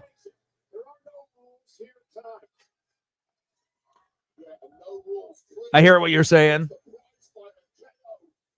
And again, they'll keep him face because, again, you got to think who's the biggest face in wrestling right now. It is Cody Rhodes. So who would take Cody Rhodes' spot as the face of the company? So it's like you have to be able to have somebody lined up to take it, the spot before you just, make him a heel. So.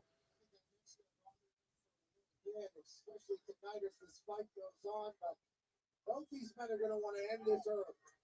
It's a shame that we see this. But I love these Canadian wrestlers wrestling in front of their hometown fans.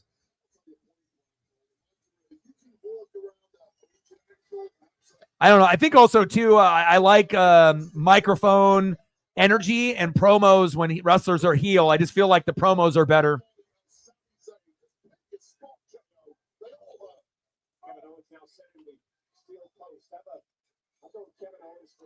I love me some Jacob Fatu. He's awesome.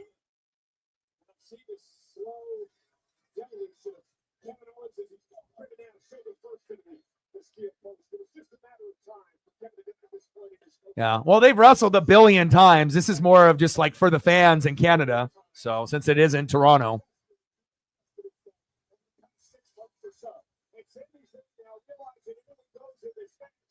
Yeah.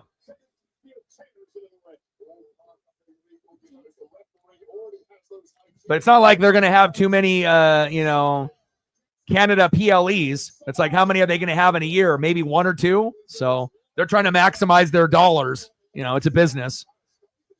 I mean, they probably could have had a different opponent for each of these guys, but chair shots by Owens.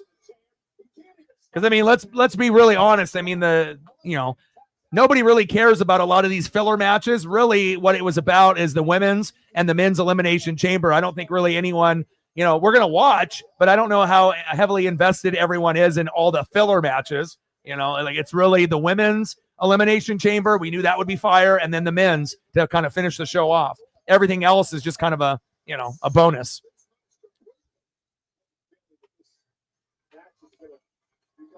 Yeah, Fatu is more of a heel, naturally.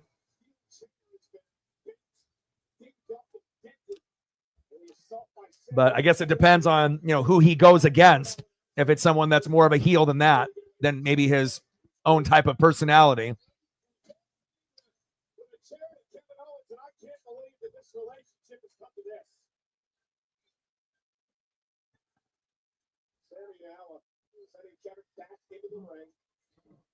Know what's going to happen over here.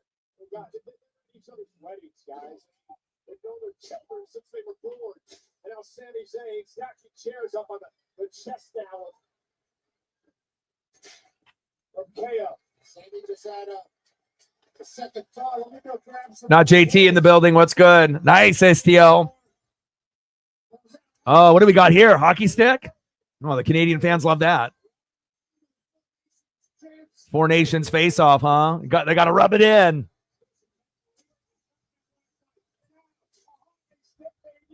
Got Sami Zayn and Kevin Owens going at it.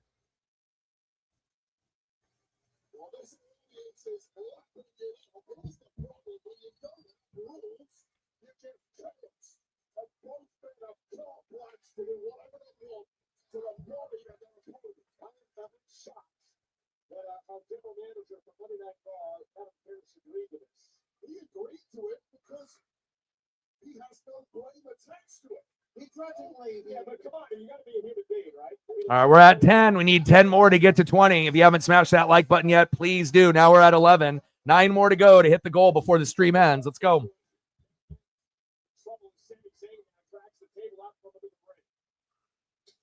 Obviously brings massive cheers from all of Toronto. I'm going to start with the Sami Zayn is holding this long without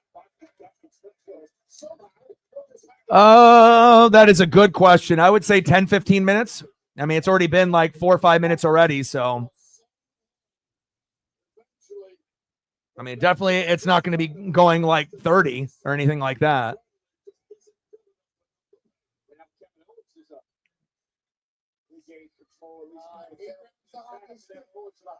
He says, I'm Connor McDavid. He's I'm Connor McDavid.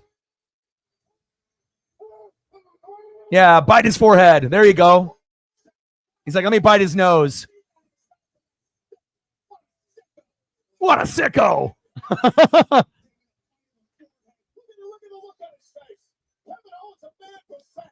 Kevin Owens, the lunatic. Lunatic fringe. He's got that John Moxley, Dean Ambrose behavior. Are you going to get some tables? Here we go.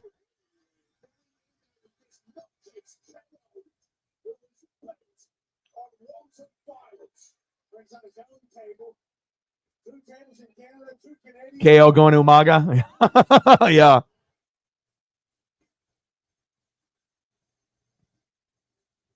Yeah, but also you got to remember that, you know, these two guys are from Canada, so really these guys could say and do anything and the crowd's going to eat it up. I mean, obviously the, United States crowd would love it too, but just the simple fact that these guys are from Canada, I mean, they literally, will have them eating out of their hands no matter what they do.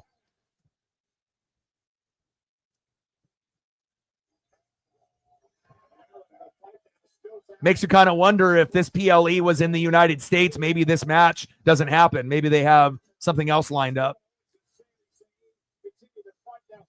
But it does give an opportunity for a run-in. We saw Jade Cargill early on with the run-in on Naomi right before the Women's Chamber. Could we get a Randy Orton run-in at the end? It's possible. Yeah, it would be awesome for Dean to come back. I don't know if he ever will, though. Seems like he's pretty happy over there in AEW. They pay him pretty well. He's got a pretty good role over there.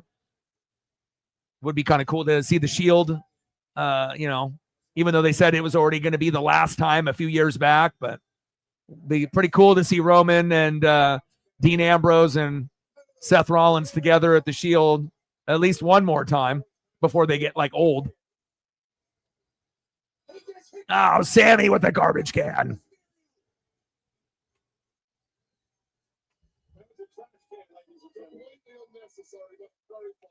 Appreciate that. Sarah with a $5. All right, we're halfway.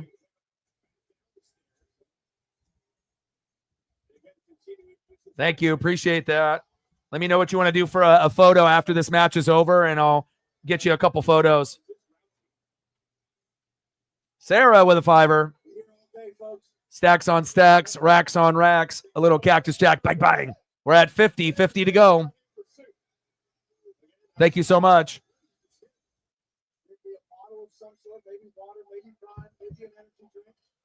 Hit him with the Dominic Mysterio. Oh, Sami. Oh, through the table.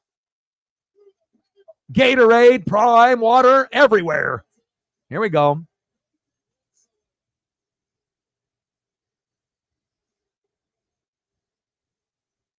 Oh, another table. Oh, and another table. Definitely has a little bit more of an impact when there's like food and drink on the table instead of it just being a bare table. How convenient.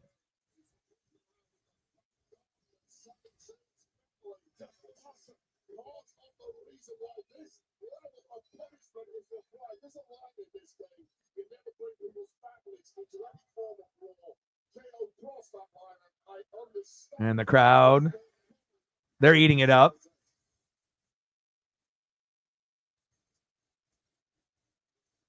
I mean, anytime wrestlers go outside of the ring, you know, everyone tries to, you know, do their best version of like The Rock and Stone Cold at WrestleMania when they would kind of go into the crowd and go away from the ring.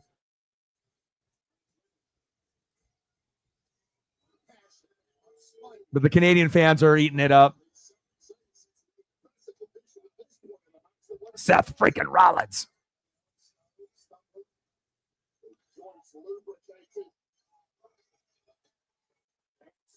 Reefer just got us to the goal. Appreciate you that, Reefer, very much. Sami Zayn in control. Owens, who's starting to regret every decision he's made. Thank you, brother. As well. This match has gone completely the opposite way than what I expected. Oh! Use of the brake pedal off the face of Zayn. Kevin Owens down teed up on Sami. Appreciate you guys very, very much. That'll help, obviously, you know, paying the bills and taking care of Paisley, which is the most important thing. Stacks on stacks, racks on racks, little Cactus Jack, bang, bang. We're at 1. Let's try to get to 2 if we can, but we hit the goal. Shout out to Reefer. Shout out to Sarah. Shout out to Odin. Shout out to STL. Appreciate every single one of y'all showing that love and support. So around 5 minutes of Sami Zayn in total control, but with these instruments of pain dotted around the entire arena, instant swing a 180. And Odin got it started. And shout out to Kip as well. Even though I don't think Kip has been in the room for the stream, he might be busy.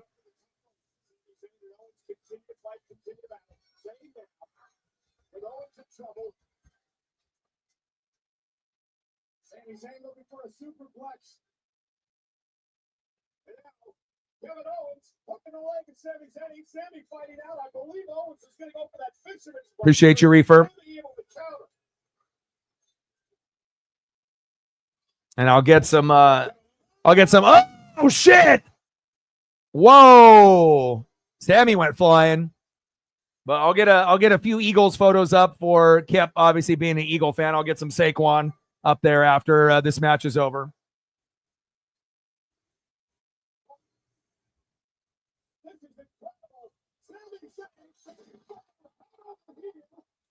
I mean, good thing that Sami pushed off and jumped a little bit there. We don't want anyone landing on their head through 2 tables there. Yeah, that's facts.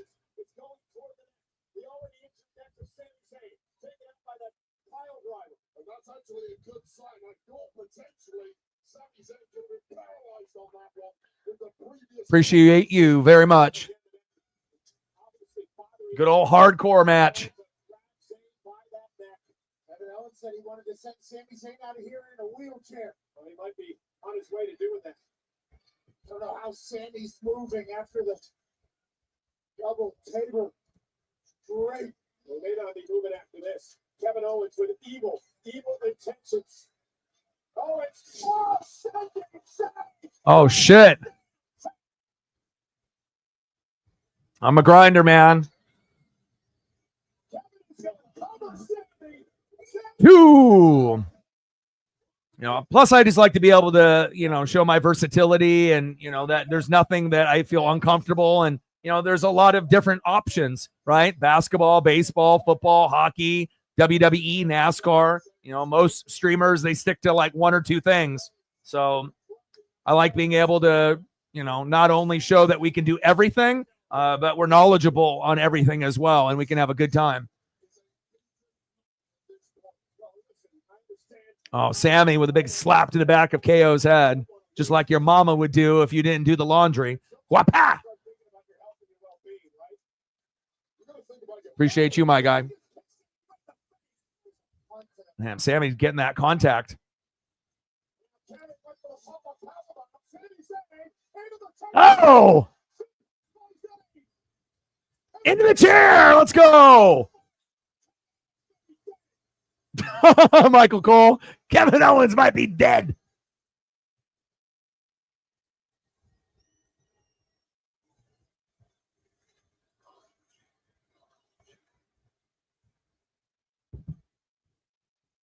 The people in the crowd, they always have the best, like, the camera always looks for the person that's just losing their goddamn mind. Like when Brock Lesnar beat Undertaker, and you get to see those reactions in the crowd.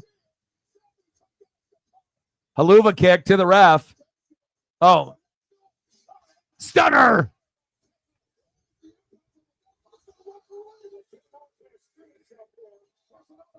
Charles Robinson diving in. Little H. 2.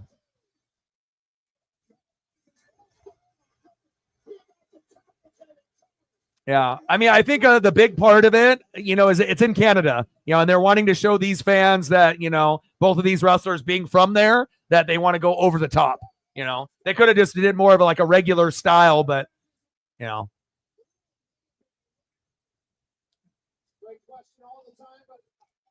Little Nate, get up.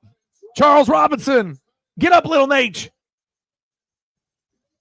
I don't know. I don't mind the over physicality. I was an ECW fan through and through growing up, and RVD, Sabu, and just hardcore wrestling in general. Hell, I even did fucking backyard wrestling. So again, and I always liked WCW with NWO and their presentation. It's not like I didn't like WWF. I definitely did.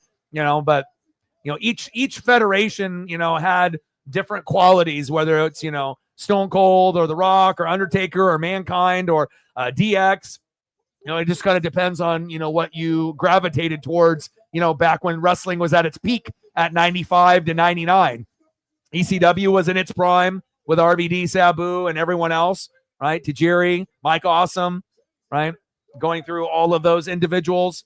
The Sandman, Justin, Credible, right? Lance Storm. I mean, I can go on and on and on.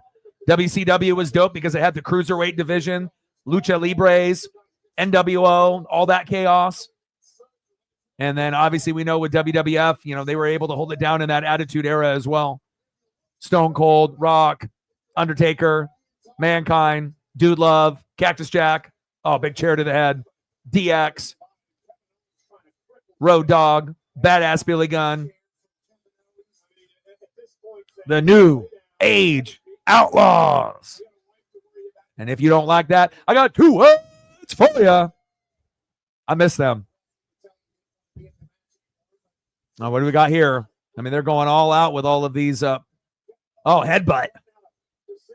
Owens with the headbutt.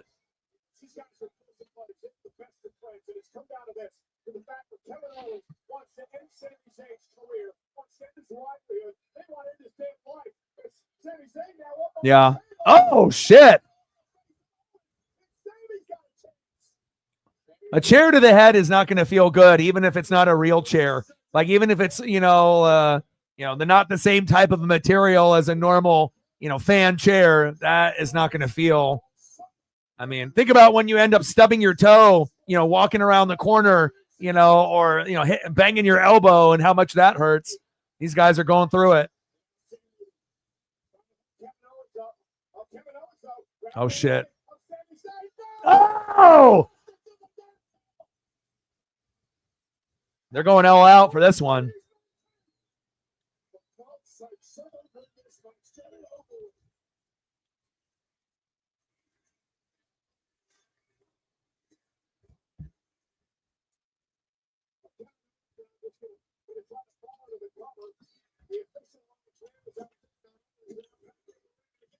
Two.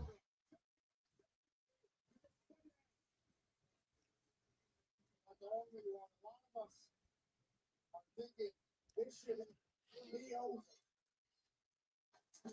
Great chemistry with the two of these guys, you know, and again, they've wrestled a bunch, probably more than any other two wrestlers that have fought, you know, one-on-one, you know, as far as their upbringing, you know, not just in WWE. And, you know, again, you know, for some people, it's like, I've already seen this, been there, done that. But again, you know, when two guys are giving it their all, even if we've seen this before or something kind of similar to this, maybe not as hardcore, but, you know, they're giving everything that they have and some.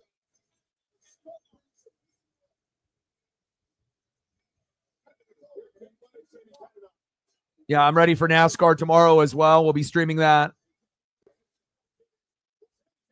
I think the race is going to start around 12:50, but I'll be live around 12:30. Haven't made a thumb yet, but it'll be Napa Know How. Every single race. Chase Elliott on the thumb. Racer image and car.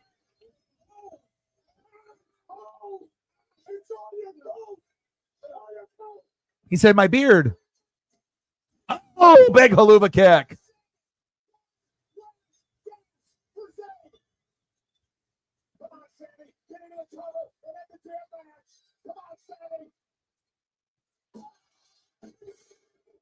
Two.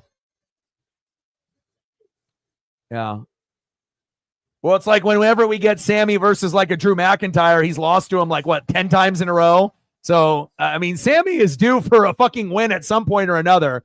You know, you just can't use him as like this beating stick. And then all he does is take bumps and get beat up every single match. And then whenever you think that he's going to win, and then he never does. Like, it was cool to be able to see him, you know, show what he could do in the ring and on the mic with the bloodline. But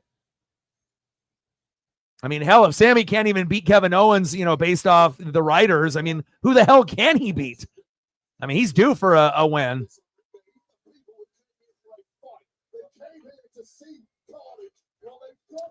Oh, yeah, absolutely a lot of trust and a lot of, you know, experience.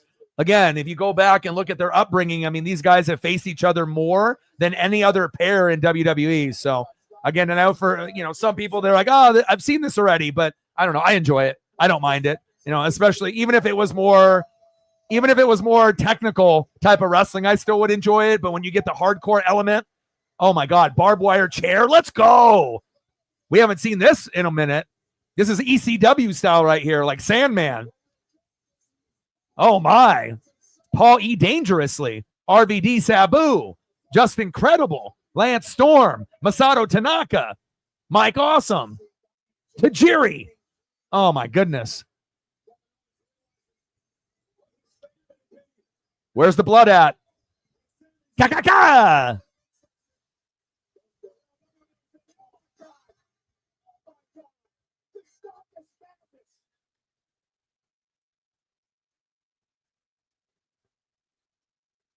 Man, wrestlers really do. Oh, they really do go through it, man. Here comes the blood. The blood.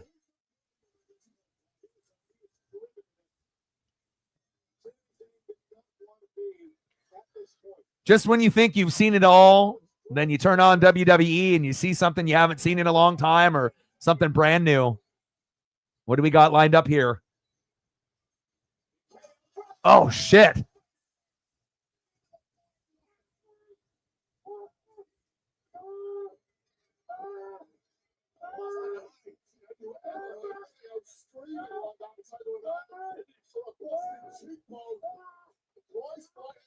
And then back if this was in the 80s or 90s, is like, that's when you cut yourself.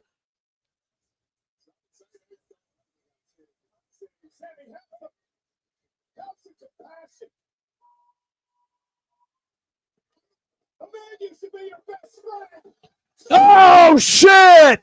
Oh, he's stuck there. Oh, fuck. Oh, my God. Oh. Oh, my. It's got to be over soon. 2. Oh, my gosh.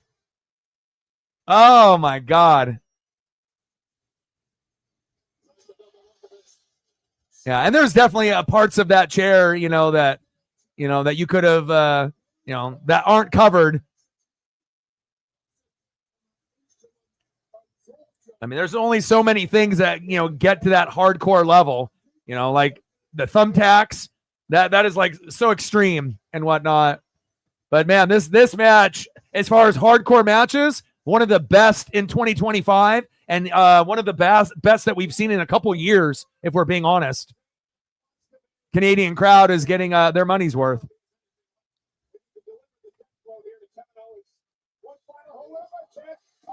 Oh, nice pop-up power bomb.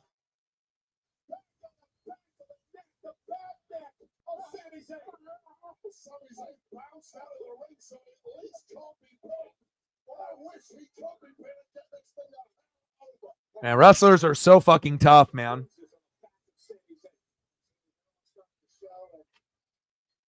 That's true. Kevin doesn't really win that much either. They've definitely disrespected him and Sami. I feel like these two guys definitely, deserve to have more opportunities for gold. And it doesn't have to be like the world heavyweight title, but they definitely have been overlooked a lot.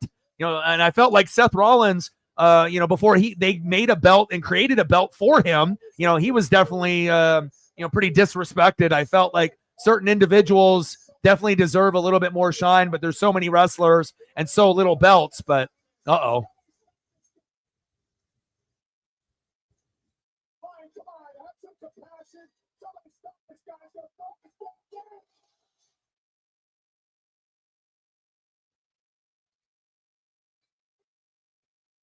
Ambrose Jericho, yeah.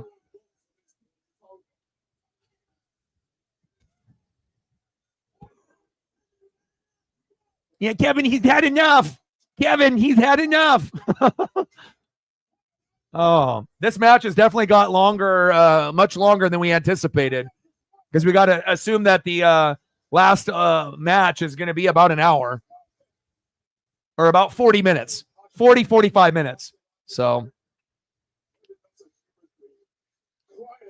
I mean, if we're already at the 2-hour mark, I mean, I don't know how long the pay-per-view overall is going to be. I would assume right around 3 hours, maybe slightly over, but oh shit. Good camera angle there. Golly. I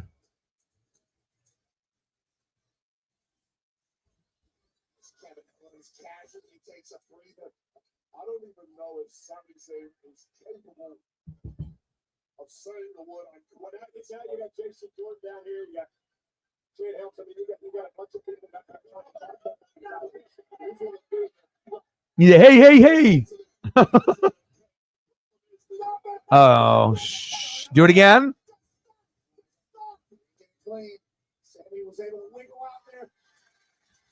Oh, Sami throwing some rights there.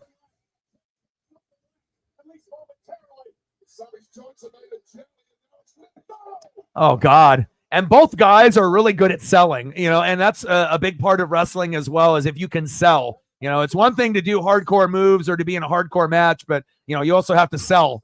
And, again, that's one thing that I feel, some wrestlers could definitely be better at, and the ones that are great at it, we all know. And Kevin Owens wins, and another loss for Sami Zayn. I guess both guys, like, Britt mentioned, both guys definitely lose too often. But there's another L for Sami. Sami just ends up being everyone's punching bag. That's unfortunate. I think I would have rather had Sami win the match there. But again, that's their decision. Sami on vacation, yeah. Great match. That definitely reminded me of an ECW hardcore match that I used to love watching back when I was like 15, 16, 17, back in that, era where wrestling was the best, 95 to 99. ECW, WCW, and WWF was at its peak at that point. But hell of a match there. No blood. You got disappointed with no blood? You had more blood coming out of Liv's back and stomach than you had. I imagine underneath his shirt, I imagine there's a little bit of blood there.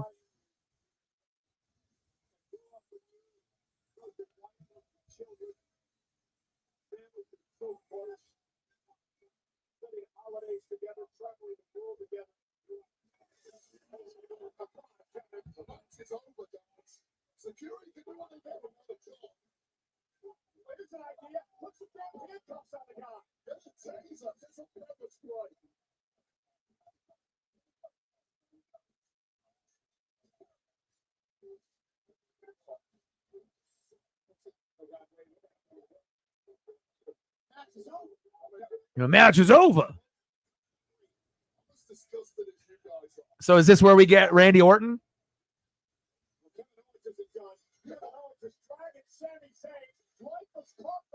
I mean, this is kind of the moment here, like just about when he's about to do something on the concrete and then the music hits, but will we get that?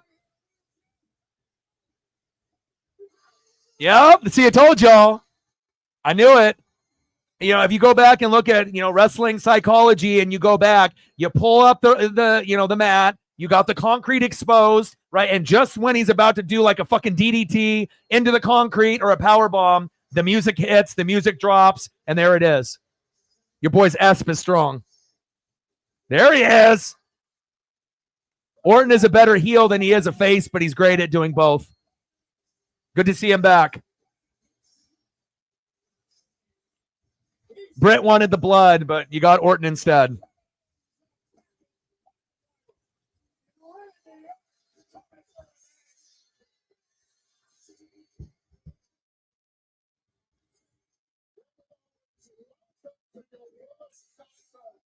And again, they were already teasing, Orton versus Owens at WrestleMania, because obviously Orton is going to need an opponent. Kevin is never really in the running for a belt. So, it kind of makes sense that they could put on a, at least a watchable match, together.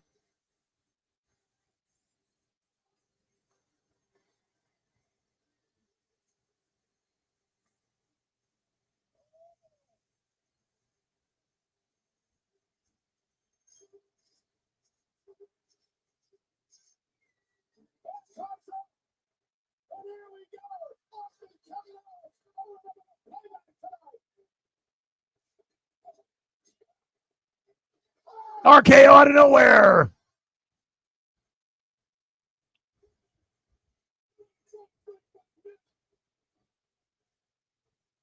Randy Orton, a handsome fella. And Orton is a throwback too, based on, his skill set, in the ring and on the mic. I mean, Randy could wrestle in any generation back in the NWO era, back in the, heyday in WCW, ECW, you name it, he could do it.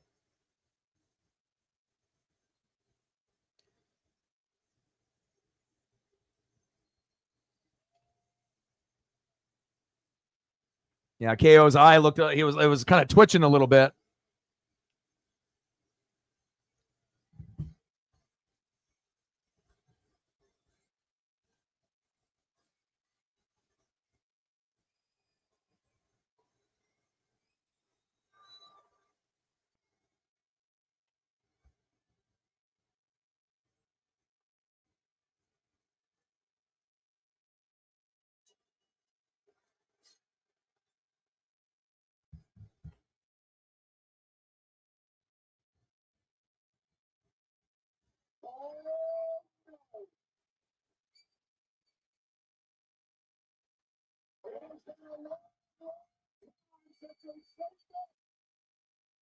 He's hulking up.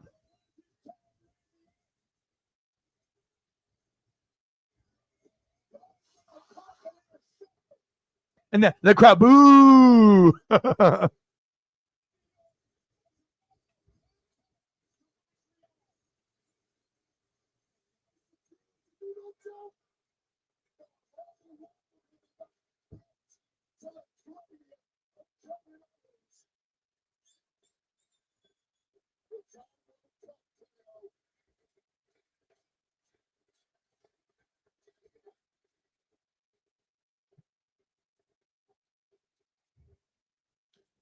So it looks like all the rumors were true. We're going to get Randy and KO at Mania. Some rumors are just rumors, but RKO out of nowhere. Down goes Jameis Winston. Down goes Emmanuel Acho. Down goes Nick Wright. Down goes some random dude. RKO out of nowhere.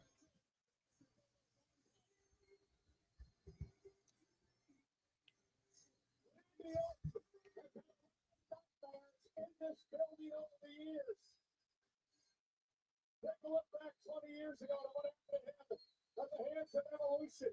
Inside Stratton. Look at that. Kevin Owens has got major problems right now. And he's staring down that WrestleMania sign.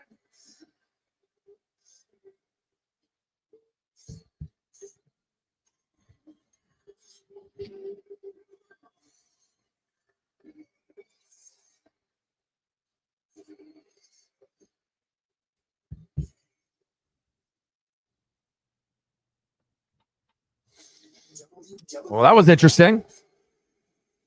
Got to get the ladies in the chat a bib. Randy Orton overload. And we still got this for our main event. We're not done yet. Still a few more things on tap.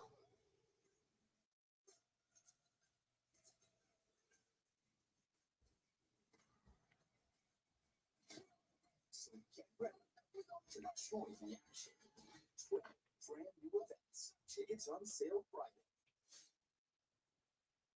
Welcome to the official re-introduction of 2024.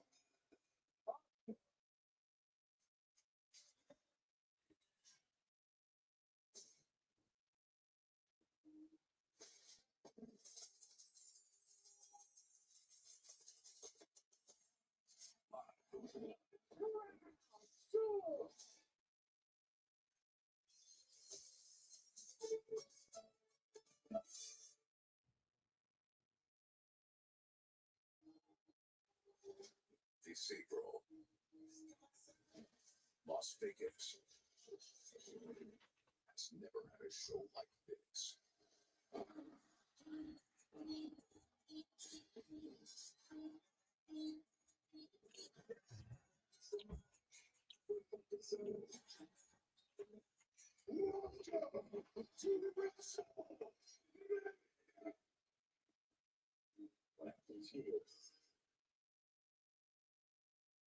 Becomes legendary.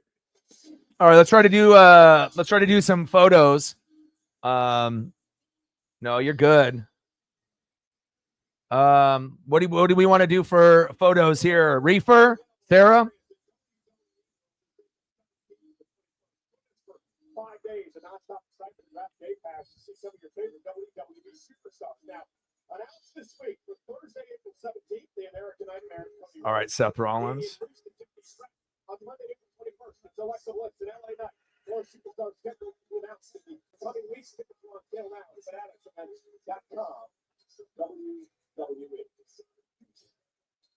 Well, ladies and gentlemen, we are out here tonight to regroup a bit after the carnage that we witnessed moments ago.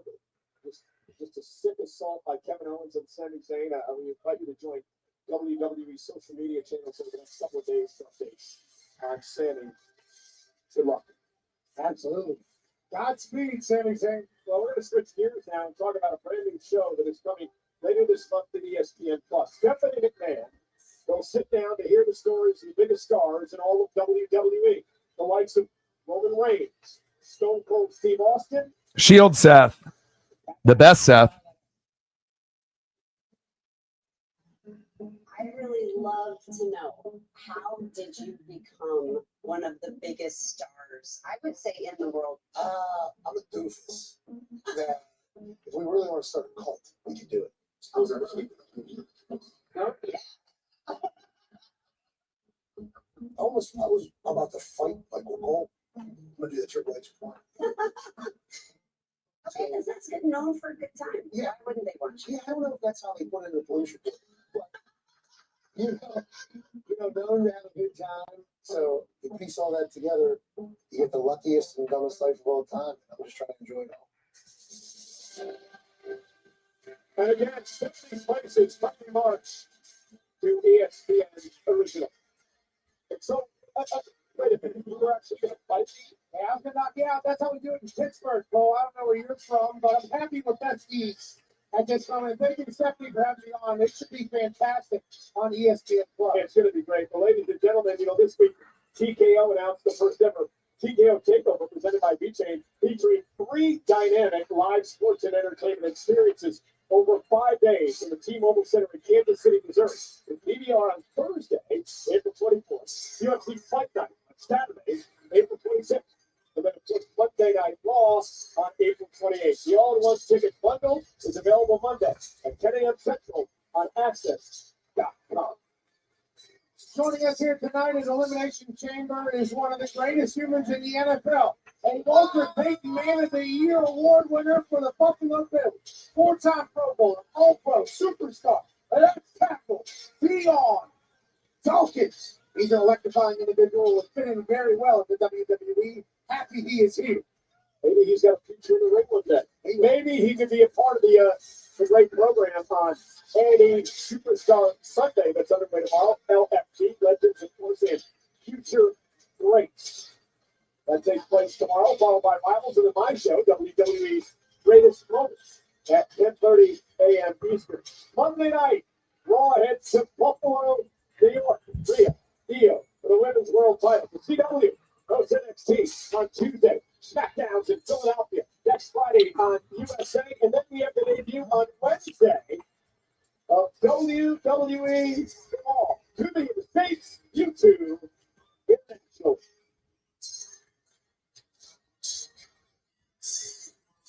Logan Paul from Maverick, former U.S. champion, enters his second Elimination Chamber match for the Battle of Mobile Club Control. Logan Paul making his way down the steps with his first cameo.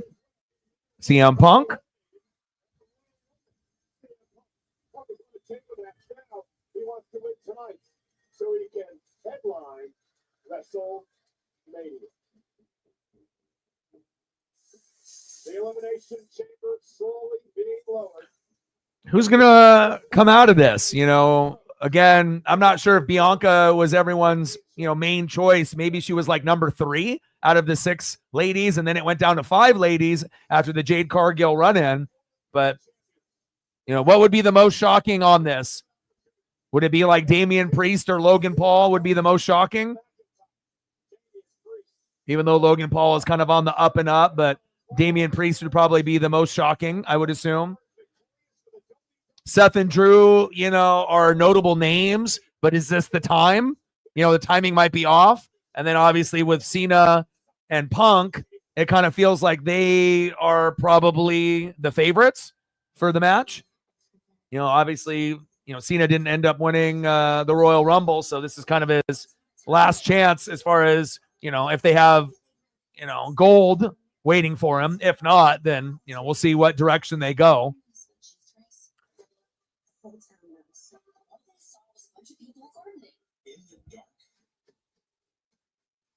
We're night gardeners.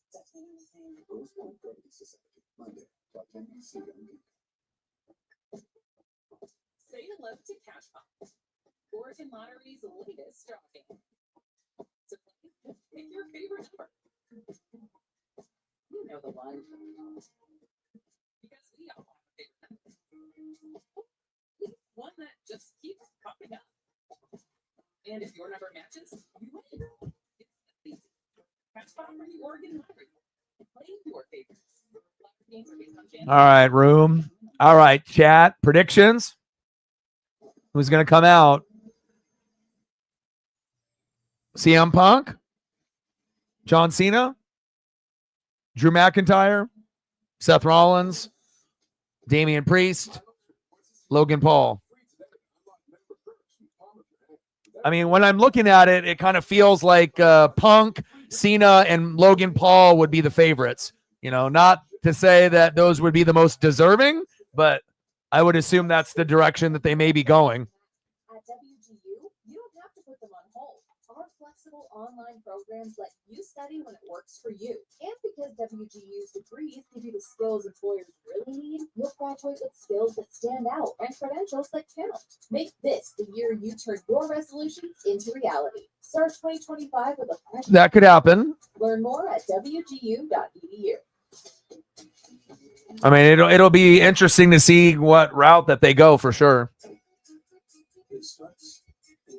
But it'll definitely say a lot, if they're going to be catering to, Cena's career, as kind of like a part-time guy, and are they going to reward him for all the hard work and all the accolades that he has done in the past? Or are they not going to give it to him, because he is a part-timer? It'll be very interesting to see the direction they go, with this Triple H era, which is very, unpredictable, to say the least. And made them even better with bacon. That'll make you say, whoa, crispy apple with smoked bacon. Whoa, delicious cheddar cheese sauce. Whoa, there's 4 of them. Whoa, only $3.99.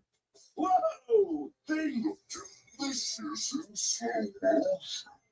The new bacon and cheese crazy puffs for only $3.99 at Little Caesars. They taste like whoa, pizza. An MSC cruise isn't just a vacation, it's a holiday full of European style. And all the things Americans love too. Come on, Blue. There are a ton of football matches. Games, football games. Woo, you ready for some adrenaline? I was born ready. How high is that? So Rivers. I would say Gelato. Serbia, Architecture. architecture. It's a big house. It's American. Of course it's big. What a vacation. Don't you mean holiday? We should stop. The following is the men's elimination chamber match. This begins with 2 superstars inside the ring and 4 other superstars in their respective pods. At regularly scheduled intervals, a random pod will open, allowing another superstar to join the match. This will continue to are empty. Superstars are eliminated by pinfall or submission. The last superstar standing will be declared the winner and will face Cody Rhodes for the undisputed WWE Championship at WrestleMania 41.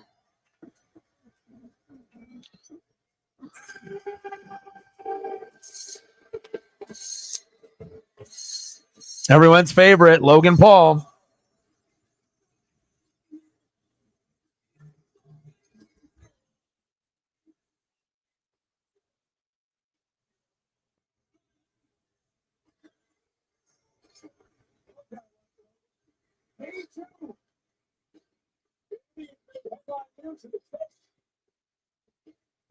Introducing first, the Dorado Kicks. Cleveland, Ohio, weighing 220 pounds.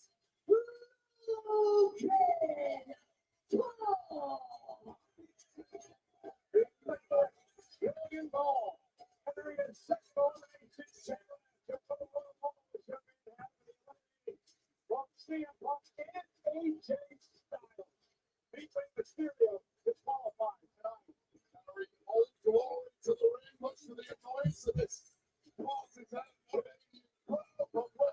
Logan Paul takes joy in the chamber tonight. He is the right outside the base on wrestling. If you don't, world champion the field prop.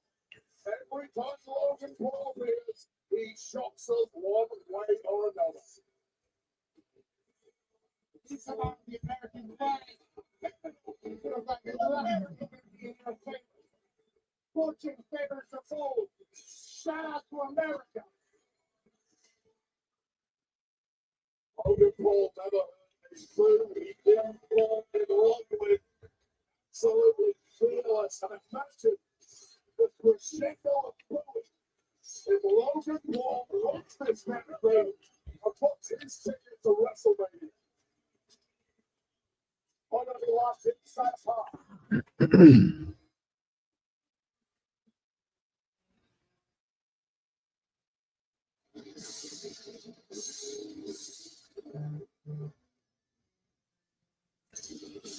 All right, Damian Priest up next.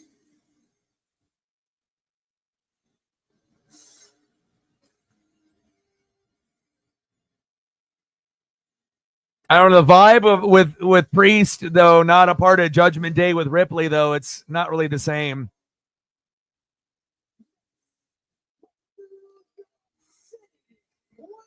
I mean, he's always paying homage to Scott Hall and, with the gear and whatnot, but It's like certain wrestlers like need a faction, you know, surrounding them. You know, I'm not sure, you know, Priest as just a solo guy, you know. Not the greatest on the mic, not the greatest in the ring, not terrible in the ring or not terrible on the mic by any means, but, you know, the vibe is definitely a little bit different. Like Ripley can, you know, hang on her own, you know, much better than Damian Priest, in my opinion. You know, Ripley is a superstar. You know, Priest is just, you know, a wrestler. You know, he's a star, but he's not a superstar.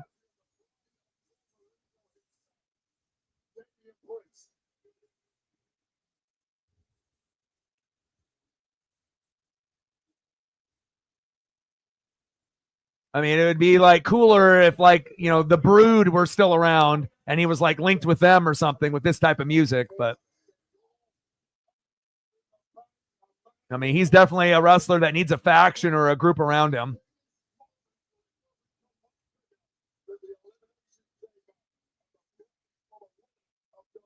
Co-ed with Ripley.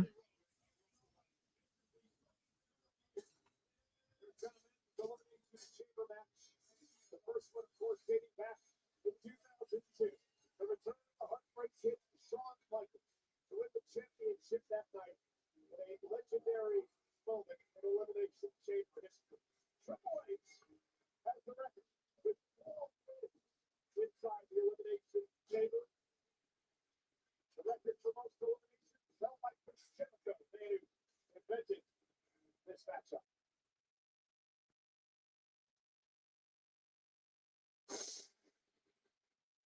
CM Punk is next. One of the best theme songs in wrestling with Cody Rhodes at the moment.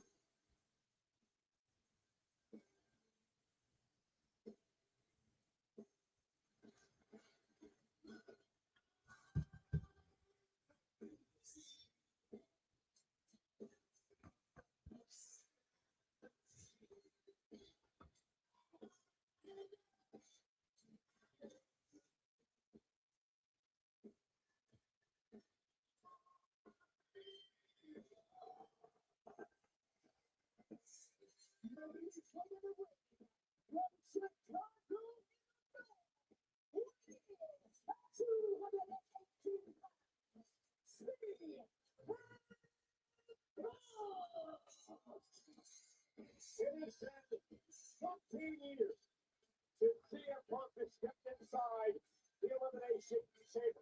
Back in 2012, he actually won this match. And it was an opportunity to face Cody Rhodes for the title. It would be his first world title match in 12 years. You know, I talked to Punk about this ring on the kickoff show yesterday. He's never made it in such a late in his career, and I mentioned Punk as he gets older, the window shrinks and is getting smaller. He may be running out of time. I agree with you on that. One of the main reasons CM Punk left WWE for over 10 years at one point was the fact that his eyes. Yeah, I don't know. I just feel like if they give it to Cena, I don't know if that's going to be really what most WWE fans want.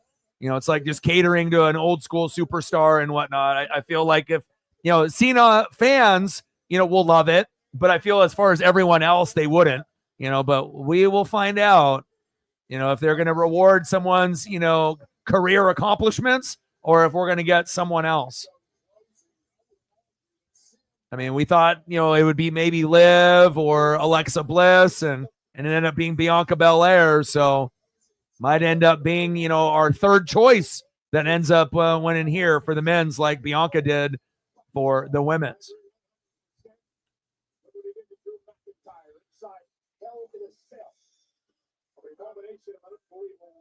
I mean, for me, I'm a Seth and a Drew guy. So, I mean, obviously, you know, I would rather have those two win over the other 4, but you have to look at storyline and how things are lining up for WrestleMania.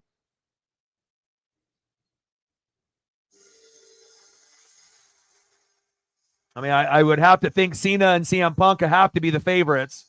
And then, you know, wild card, maybe Logan Paul. And then after that, Seth and Drew. And then probably the least likely person to win would be Damian Priest. I would assume that's what most people are thinking.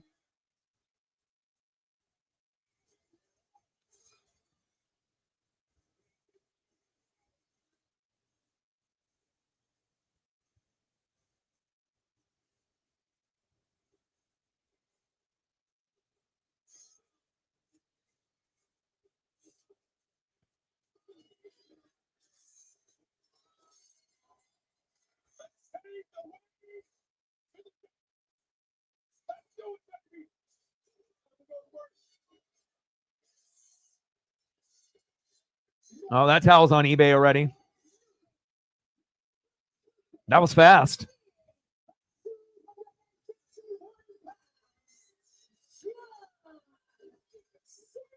Yeah, and especially if you're getting Seth and Drew to start off, that the chances of them winning is very unlikely. Maybe one would have a chance to be towards the end, but very unlikely it'll be Drew and Seth at the very end if they're starting, just based off past history. So.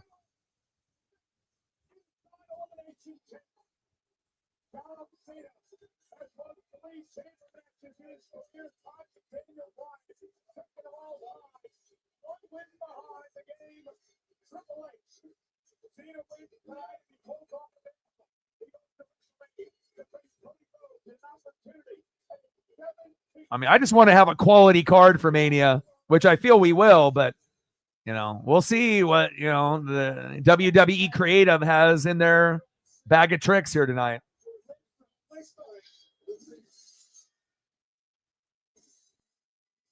There we go. My favorite big man in wrestling. I was a Kevin Nash guy, loved the Undertaker, but as far as modern day wrestling right now, this is the best big man on the mic and in the ring. Drew McIntyre.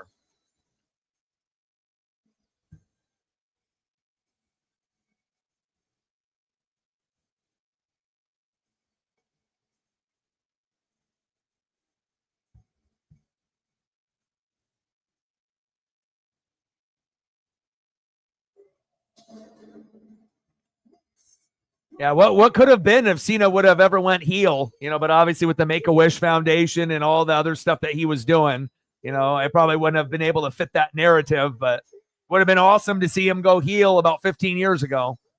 Could have been just like when Hulk Hogan turned into Hollywood Hogan, that same kind of impact.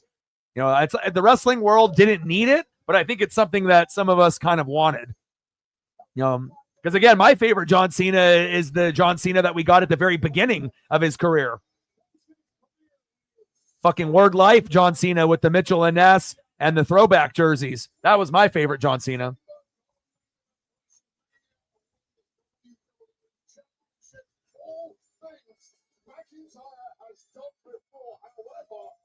He's drawn the short straw tonight in the Elimination Chamber, and if he is going to go and do that once again, he has to do it from the very beginning of this match here. He'll start the match up against Seth Rollins, and Andy battled for the world title at WrestleMania last year. Guy Patrick has been very vocal about what he wants to do to John Cena in this match here tonight. The doctor of thugonomics. Absolutely.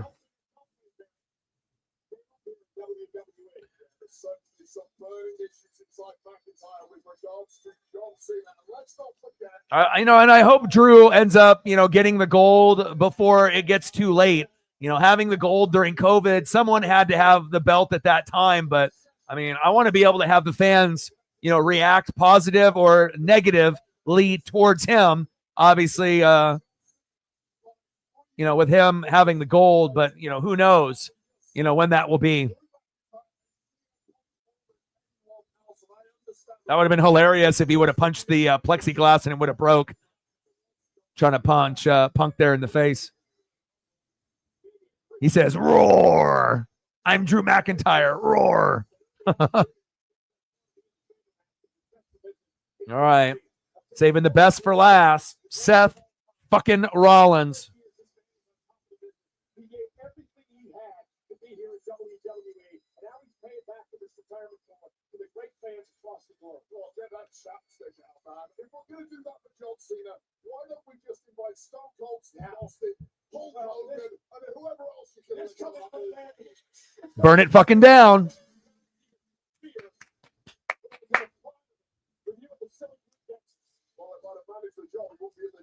How's it going, Megan? No worries.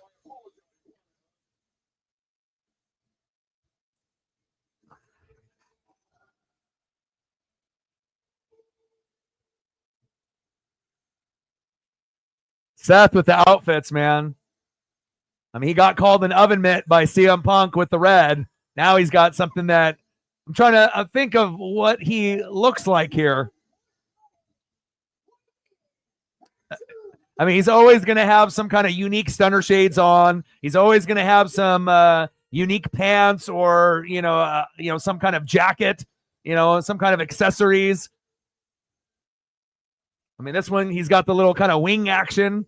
Kind of like a Ric Flair type of robe, but with wings on the back of it.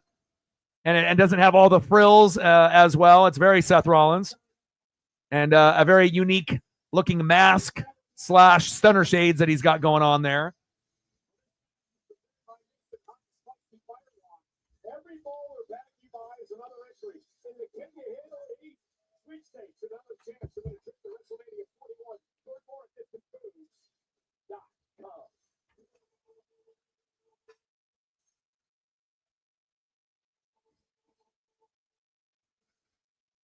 Right shot of Sam. Contemplating the next time.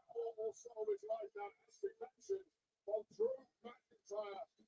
Yeah, definitely a lot of Randy, and I think that's why we both like Randy Savage as much as we did growing up, and we love Seth Rollins because that's probably the closest comparison. Because he's not going to be the biggest guy. When like Hulk Hogan was around, Macho Man was around, but he was kind of in the shadow. Roman had the belt, Seth was kind of in the shadows, but everyone knew Macho was just as good as Hogan, if not better, but just didn't get as many opportunities. But I think that's the perfect comparison.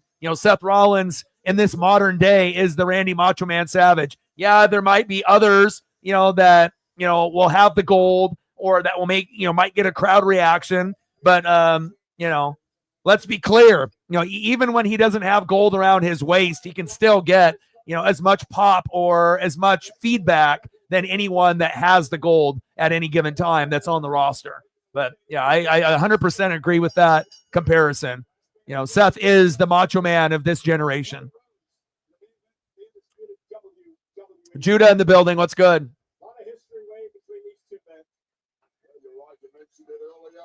Yeah. They were supposed to do it prior. It was supposed to be before the Kevin Owens and Sami Zayn. So.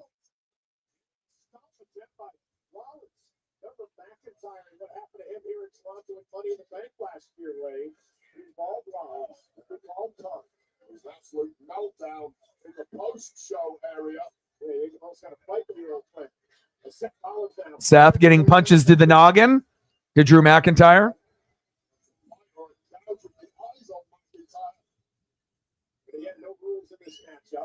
Oh, nice catch by Drew.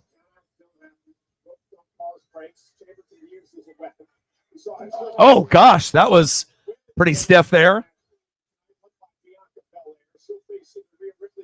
I like the whole space vibes on the boots with Seth and whatnot. I like the gear with the purple, and it kind of has like space vibes. It kind of reminds me of the Nikes from back in the day, the Air Foam Posits. Then they had like the space version of the foams. I'm liking the gear.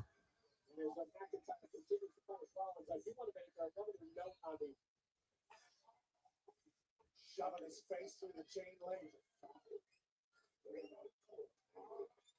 Certainly uncomfortable, I suppose.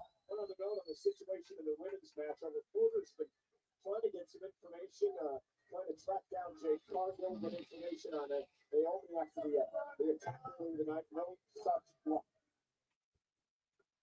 This puck continues to park at McIntyre. I got Seth and Drew. Nice counter.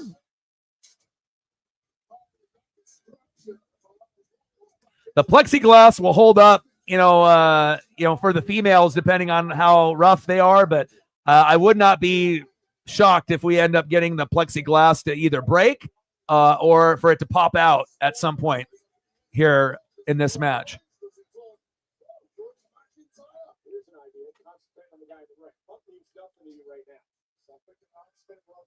And it's almost a guarantee that you're going to see a Logan Paul spot on the top of one of the, chambers, jumping off and doing some type of move. I mean, you got to do a little bit of everything in this match.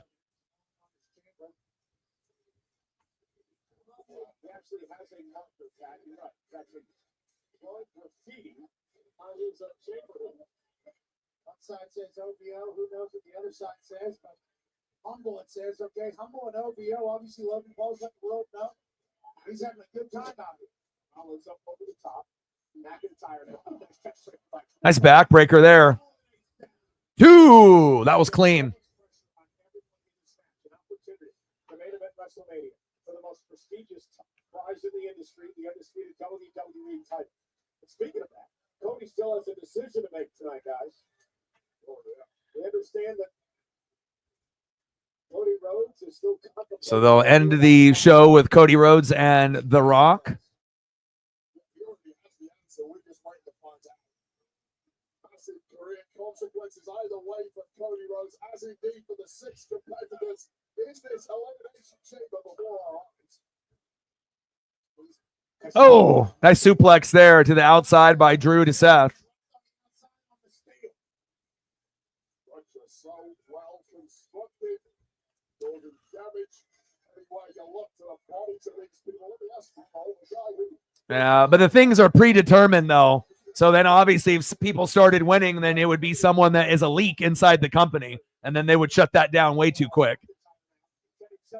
Because you got to think the only people that know, are the people that are in the back. Nobody else knows. So, and then if you ended up getting someone that would get all of the predictions correct, then you got a spy or a leak in the back. So that would, if they ever did something like that, it wouldn't last very long.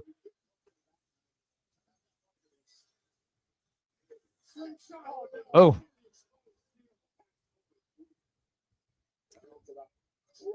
Seth is like, my neck. I can't breathe.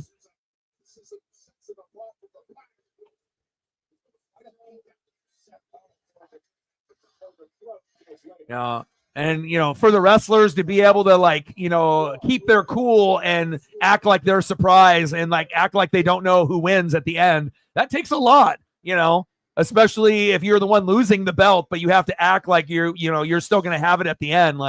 You definitely have to put on your acting shoes for a lot of these wrestlers. You can't show any signs of weakness or any signs of, emotion on a negative manner, especially when it maybe isn't going to go your way at the end. Now we got Priest and McIntyre. Big chop by Drew. That's my guy. Ooh. Ooh. Okay, Priest. All right. Damian Priest firing back with a couple shots of his own. I like that. Little back elbow into Seth. Here we go. And we'll see some Scott Hall moves in his arsenal sooner than later. Maybe fall away slam. Chief in the building. What's good?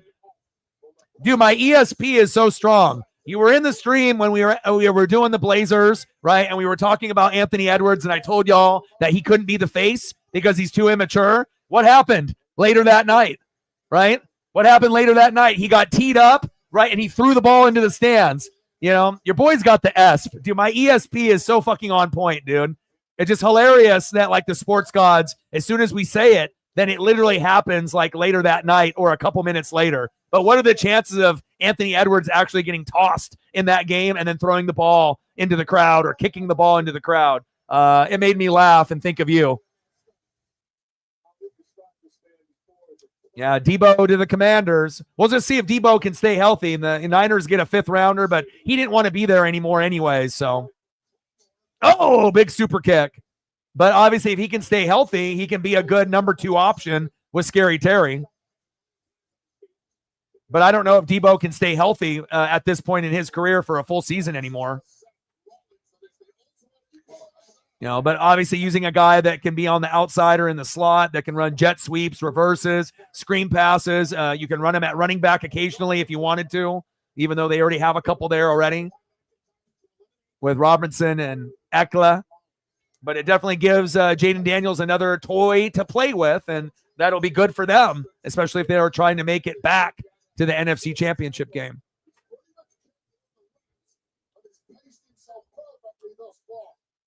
Blow yourself up in the first 10 minutes of this thing. And in the chamber, they're treating it differently. CM Punk chilling, Logan Paul warming up, John Cena seemingly in the match already. Wade there, most of his talking about is winning 3 of his dangerous matches in his career. So hard to put into these things, isn't it? Oh, shit. Here we go. Oh, nice little triple team maneuver there. I like that. The creativity of Drew to kind of prop himself up and then to do the suplex there with Priest and Seth. I like the creativity.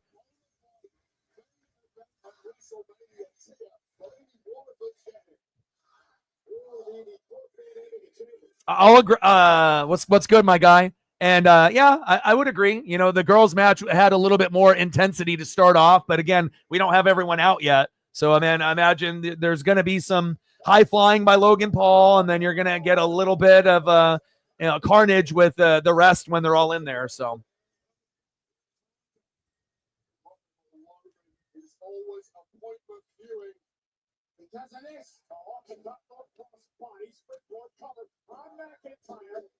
But if you actually look at Logan Paul, he is a mirror image of Adam Hangman Page from AEW. He really stole every single move that Hangman Page uses in AEW and whatnot. So if you're wondering, you know, where he got his move set from, that's where he got it from. Every single move that he does is exactly like Hangman Page. But I know some of y'all don't really watch AEW, so that may not matter. But anyone that does, go back and watch any Hangman Page match, and then you'll be like, whoa, like literally the move set is identical. And it wasn't Hangman Page stealing the moves from Logan Paul. He was first. 2. All right, take care. Go Kraken. Hopefully they can get a dub.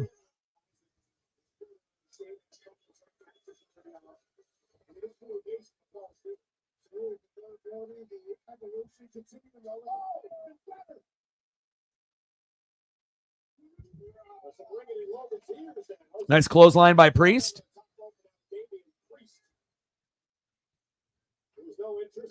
Ooh.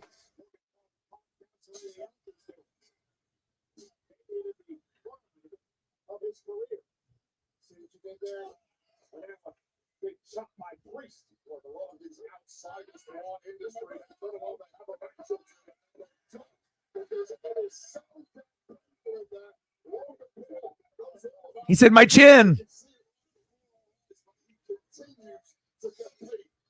Yeah, I mean, based on, all the information that came out, it wasn't. It was supposed to be earlier. It was supposed to be right before Kevin Owens and Sami Zayn. So they might have pivoted, just based on Rock and who he is and whatnot, and Cody on who he is at this point. 2 huge names. Oh, okay, Priest. Okay. Nice move by Priest with limited room to move to be able to do that to Drew. Oh, okay, Logan. No lack of athleticism for Logan Paul. He may not be anyone's favorite, but, whether you like him or not, he can wrestle and he can talk on the mic. And those are the things that you need to be able to be successful here. You got to be able to cut a promo, talk on the mic, and you got to be athletic in the ring, and he's both. 2. Seth almost got the 3 there on Logan Paul. It was cool that we got to see Randy Orton, I'm not sure. And it was really awesome to see Jade Cargill at the very beginning. That set the tone for the women's chamber match. From up to this point, the women's has been better. But again, we still got, I assume another 15 minutes left of this match to, catch up to the women's chamber. Oh, here we go. Cena. Cross body. Shoulder. Here we go. He said, let me hit you with FU. John Cena ate his Wheaties. They're letting John Cena wrestle like he's in his 20s. Okay. Get the crowd going. Oh, Fatu in the chamber would have been awesome. For real. Fatu over Priest would have been great. 5 knuckle. Shuffle. He said, let me get the FU. The attitude adjustment. The FU. Oh, Claymore. Right to Cena's face. Because I'll say you knew at some point someone was coming for him. Wow. Priest eliminating Drew. You got to be shitting me. You got to be shitting me. Drew is the first? You knew out of Drew and Seth that someone was going to get eliminated since they started. Obviously the whole process, but really?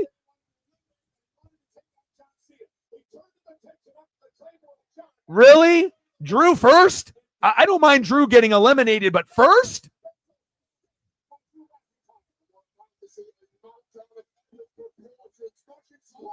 Big Claymore to Priest. I mean, if anything, it should have been Priest out first.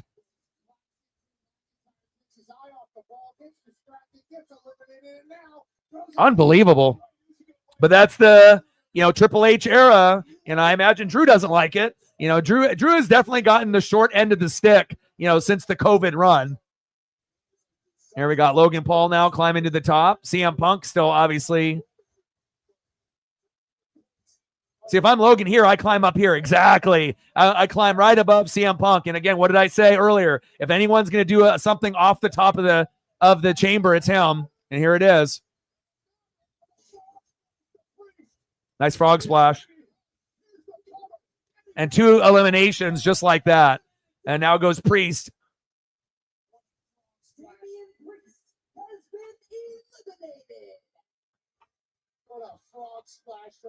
Drew first, Priest second. And they're not going to eliminate Logan Paul first, even though everyone doesn't like him. Because, again, he's like one of those sleeper, options. Because you have to think going in, right, who are the main 3, right? John Cena, CM Punk, and then sleeper Logan Paul. It's like Drew and Seth are great wrestlers, but storyline-wise, it doesn't really fit necessarily. And with Priest, that's the easiest one to predict that he's not, really the one that belongs out of the 6. So I would have definitely rather had Jacob Fatu in over Priest for sure.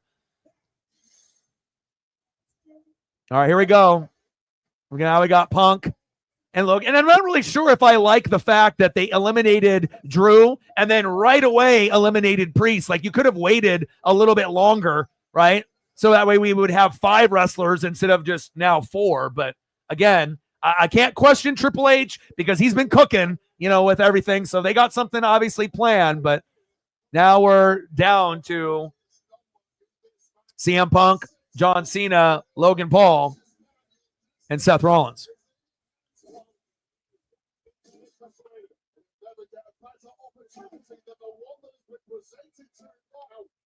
Yeah. Yeah, Odin's got it. Tough enough.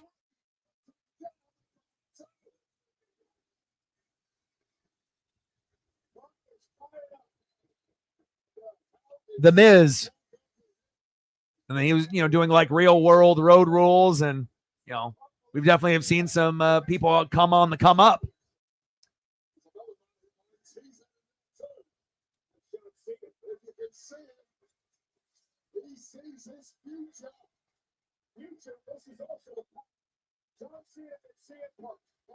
Who would have thought we'd see Cena and Punk in the ring at this point in their careers? Pretty wild. And would it be that shocking if it's these 2 guys at the end? Kind of feels like it's going to be. Right? Seth is always going to be deserving, but again, does it fit the storyline? We'll see. And if not, Seth might be the next one eliminated, unless it ends up being Logan Paul. Obviously, it should be Logan Paul eliminated next, but,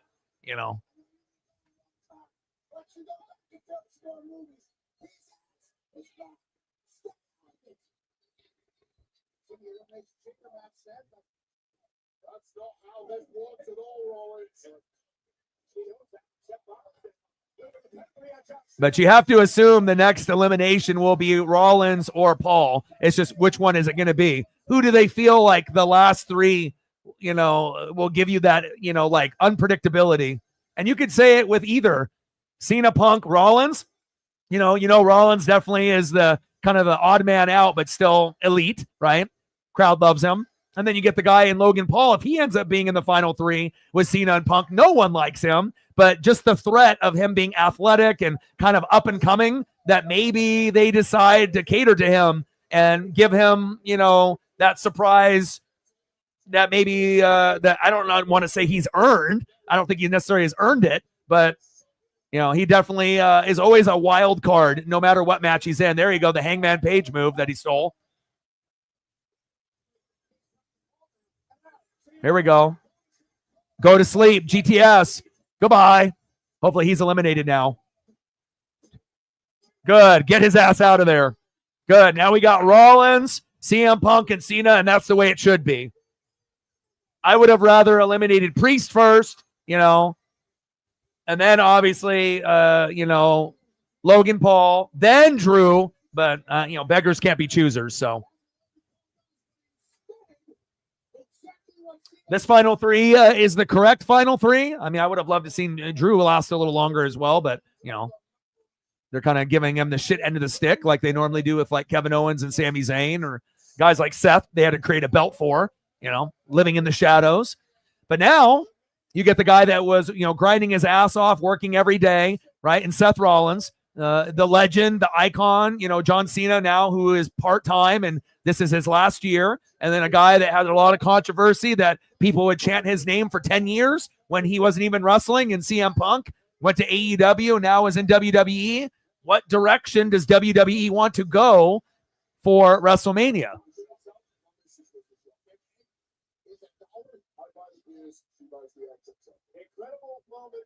I mean, Cena and Punk are old. Rollins is in his prime, but how will they go about this? But it's it would be shocking if Rollins ends up being in the final two. I think we can all agree that it will be Punk and John Cena in the end.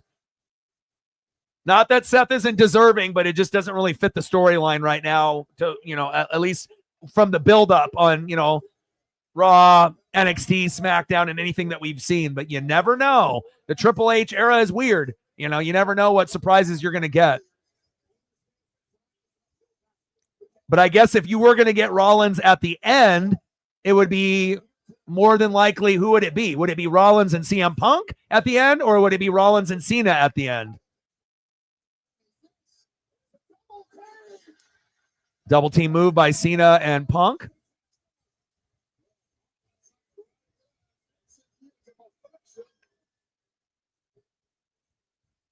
But it definitely feels like it's going to be Punk and Cena at the end. But I feel if it's not Punk Cena, it's going to be Punk Rollins. That's what it kind of feels like to me. Even though I know everyone wants, as far as John Cena fans, they want him to, go all the way. But I don't know what the WWE writers think about it, You want to cater to a guy, or do you want to go with the guys that maybe are more deserving that earned it instead of just based on what you've done in the past?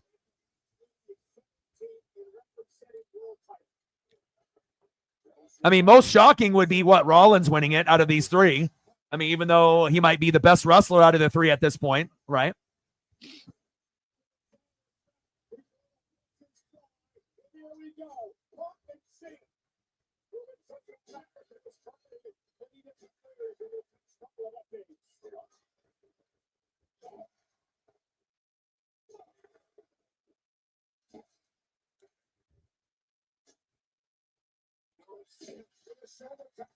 Shoulder tackle, another shoulder tackle by Cena. Oh, good counter by Punk. Oh, high knee to Cena. I got him pretty clean.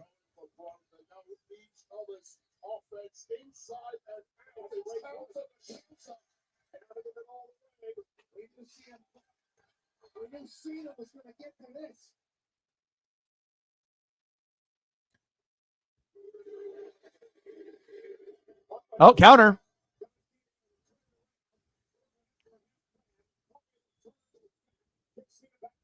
Where's Rollins at? Is he sleeping? GTS. Oh, countered it. Oh, STF in the middle of the ring. Good camera shot right here.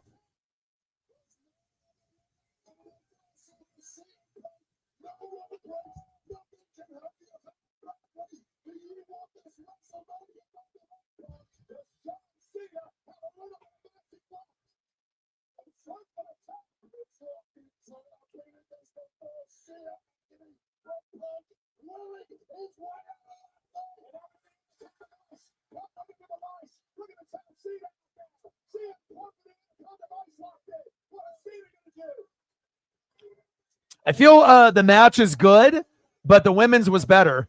Unless we end up getting some crazy shit here in the last 10, 12 minutes or whatnot. But I feel like the women's overall, with the Jade Cargill at the beginning and with Roxanne Perez with her energy, and then thinking that, Liv is going to win or Alexa Bliss is going to win. And then you end up getting swerved a little bit, and then it ended up being Bianca. But not that this is bad by any means, but I think the women's, at least at this point, is still ahead of the men's.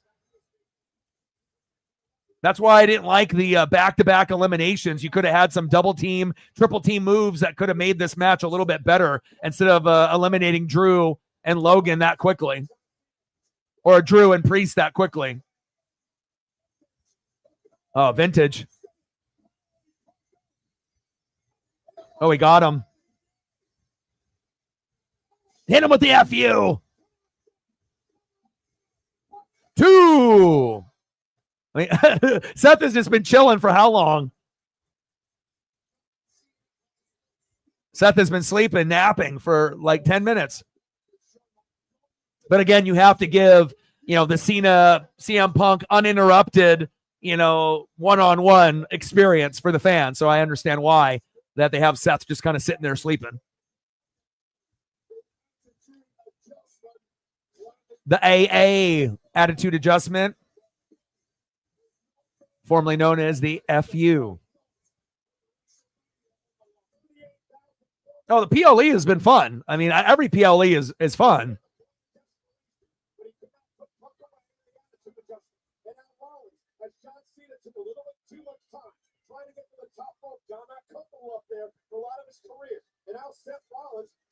Now Seth woke up.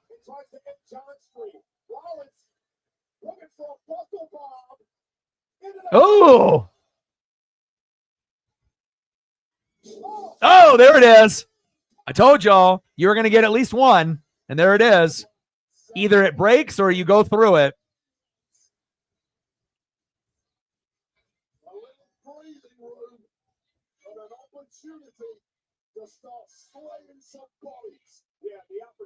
the guy right next to Seth just chanting "Thank you, Seth" over and over, like the only one in the entire building. Hilarious.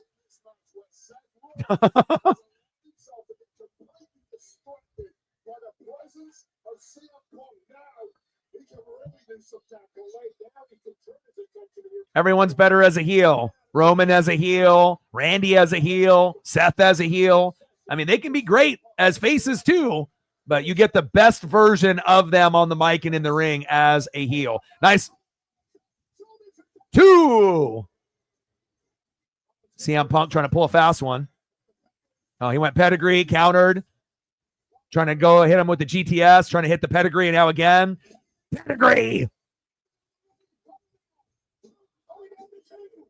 2.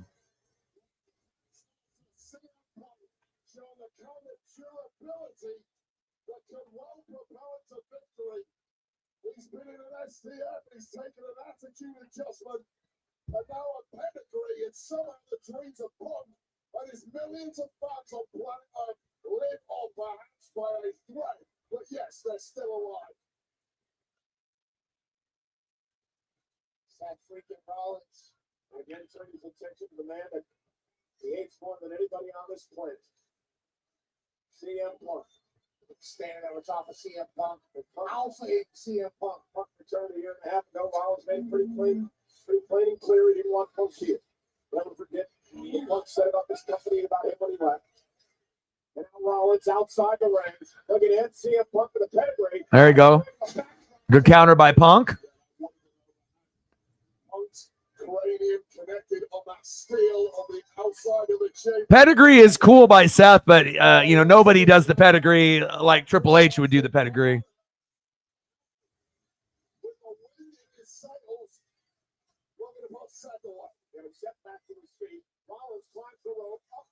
Seth, we got a superplex. Nope, counter. Good counter there by Punk. We got an elbow drop. He said, "I'm Macho Man."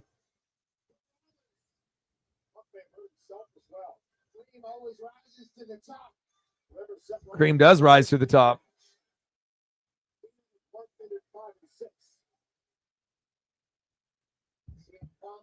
Yeah, but the best version of Triple H was when he was evil and he was a heel. 100%.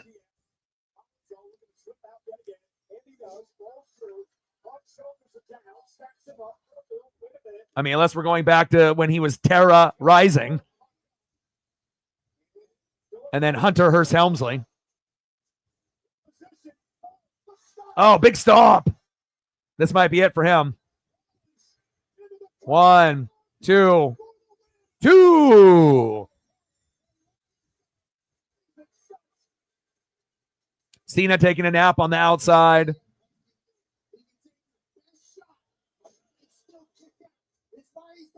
And you got to think whoever gets eliminated, you know, is it going to be one of these two? You would assume Cena will be at the end versus Punk, but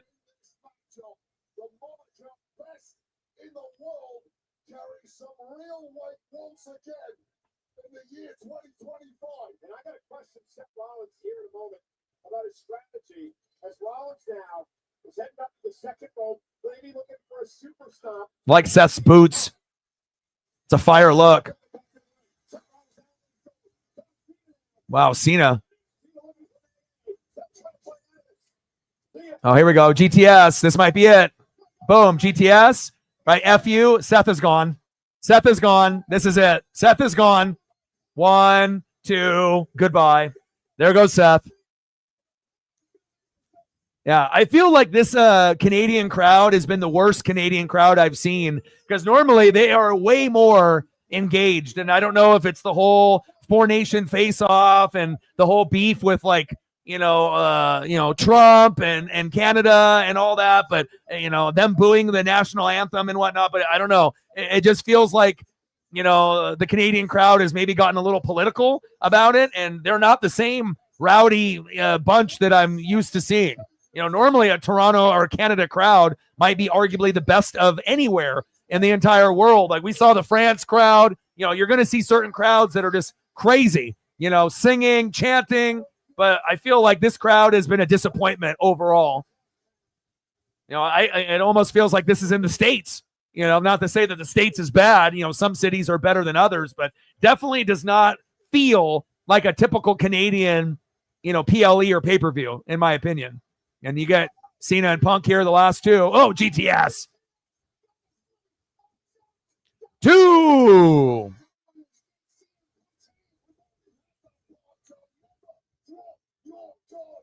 But it looks like our predictions for the most part, I mean, besides Drew being the first one eliminated, but we got the last 2 correct.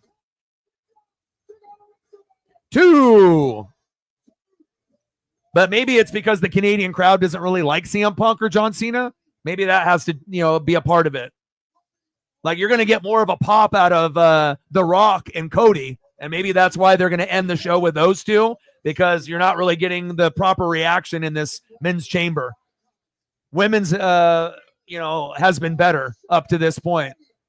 Not enough double team, triple team moves. I don't like, Priest and Drew getting eliminated back to back so quickly. That was a mistake. Could have set that up for a few more spots. Big stomp by Seth there, even though he's eliminated. Now Cena trying to take advantage. Cena's like, I'm desperate.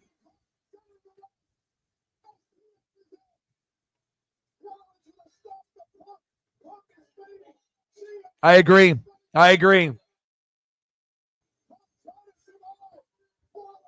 And again, sometimes the Canadian crowds, usually are top tier.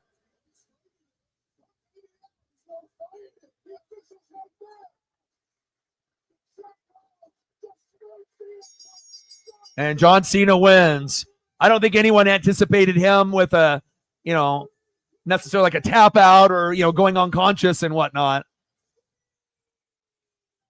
But again, the writing was kind of on the wall because they had Cena on all the posters. And if they want to be able to, give you a surprise, they should not do that. Don't put Cena as the face of the poster. They should have put CM Punk as the face of the poster. That way, if then Cena would have won, then it would have been maybe a little bit more of a surprise or whatnot. But I think, most of us, this is not a surprise. This is kind of what we thought, that it was going to be either Cena won, and then if they didn't go Cena for whatever reason, then it was going to be Punk, more than likely.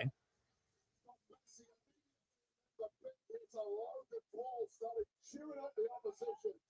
Pull the street king around with a bang. And I don't think this men's chamber was bad, but it definitely wasn't as good as the women's. The women's was a 10. I feel like this was kind of like an 8, 8.5.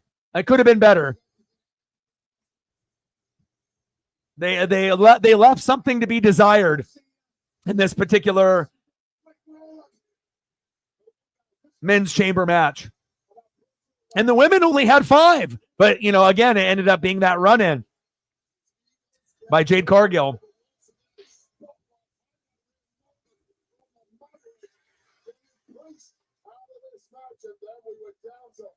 Punk versus Seth versus Roman. We'll see.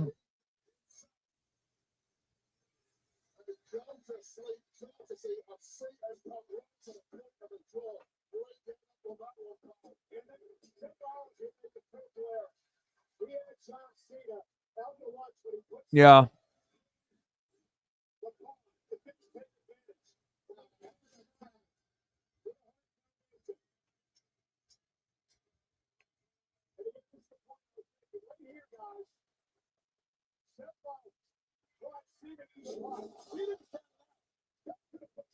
Yeah, plus it's his farewell tour, like I said, I never really was a big Cena guy, obviously appreciated everything he's done for the business and whatnot.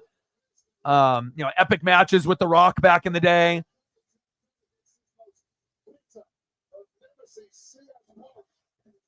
But you also have to look at how many championships, that he has and, trying to be able to go from 17 to 18. So that has something to do with it as well.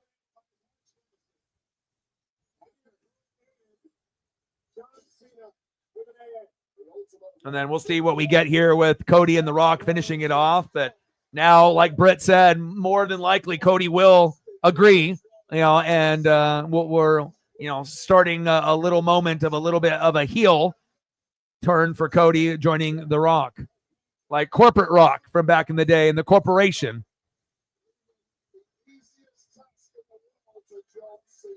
What if Cody says no and Cena becomes Rock's champion? That would be a swerve. That would be shocking.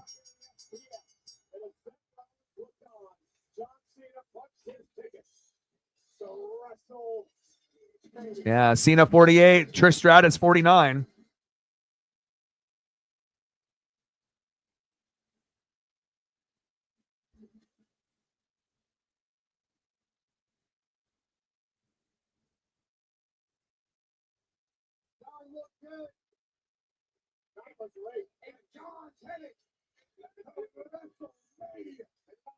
Yeah.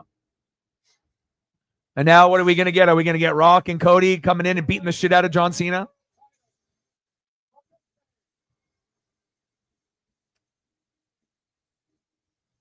The best theme in wrestling. Even if you don't like him. It's hard not to sing along or get involved. You know what this PLE has been missing? Jey Uso.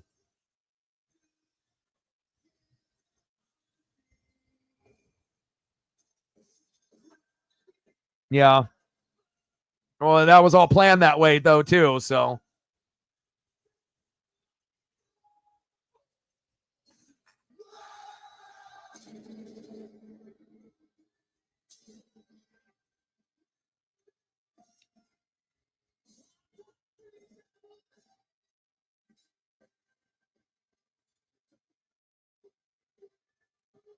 I don't know. I feel like, Cody as a heel is going to be much better as Cody than a face. And I know it may not be the time for him to shift, into a heel or whatnot. And we'll see how this all plays out. But, as good as, anyone is as a face, you're going to be so much better as a heel. The promos are going to be better. You're going to be darker. There's going to be more cheating and crazy shit going on. Things open up a lot more when you go super heel. But we will see.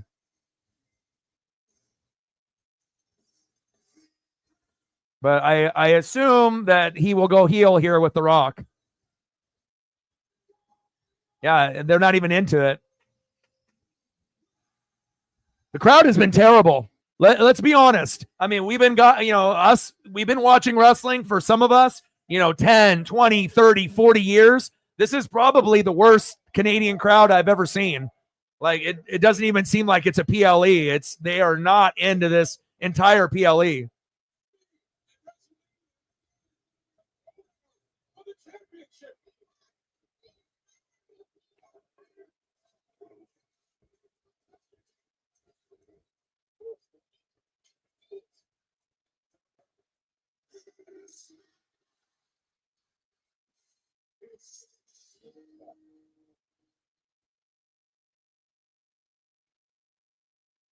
The Rock is going to get the biggest pop out of anybody.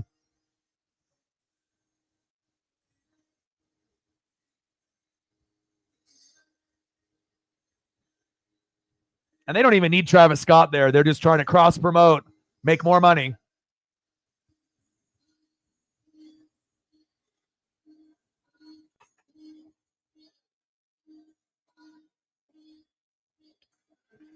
Yeah, it's almost just a matter of time.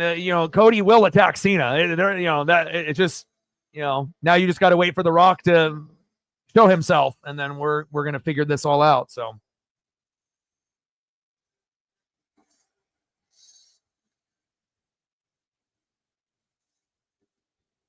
Or we get Cody versus Rock versus Cena.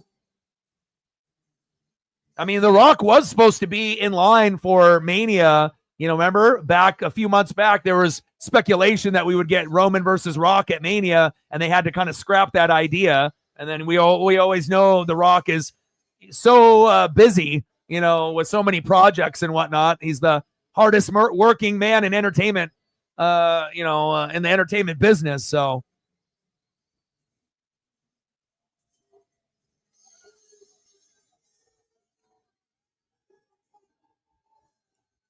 The Rock is like Hollywood Hogan, and Travis Scott is like Dennis Rodman. It feels like NWO vibes.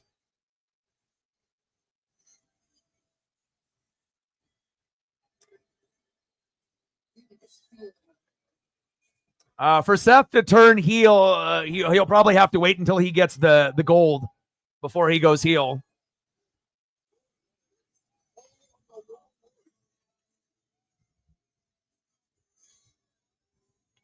But I think the most predictable thing right here would be, Cena getting beat up, by Cody and The Rock.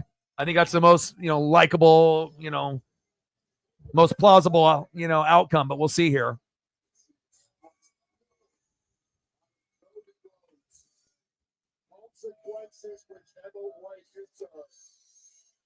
Yeah, but when you're part owner of TKO and everything else, it's business is business.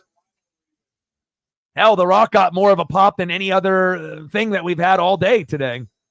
What happened to the Canadian crowd? Are they hungover? Are they just so anti-American and anti-USA that they just don't give a shit anymore? Based on the Four Nations face-off and Trump and all that shit that went down. Like, are the Canadian? Are they like boycotting? Are they? Is this how it's going to be? Is the tension that high between USA and Canada now that they're just not going to even cheer anymore or show their energy? Worst Canadian crowd I've ever seen in any PLE.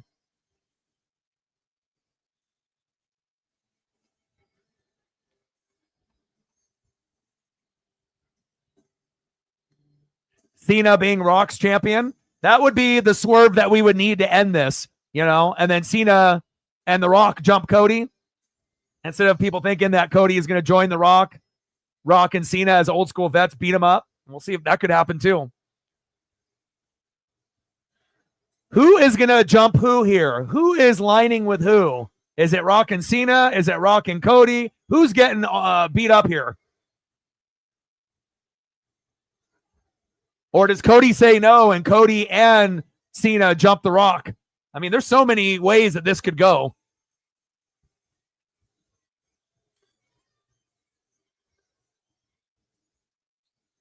%, agreed. I mean, we don't say things on this channel for no reason. We just say what we see. Yeah. Travis Scott in WWE is just anything, you know, that they use for a theme song and trying to cross promote. The moment has arrived. I will open my arms.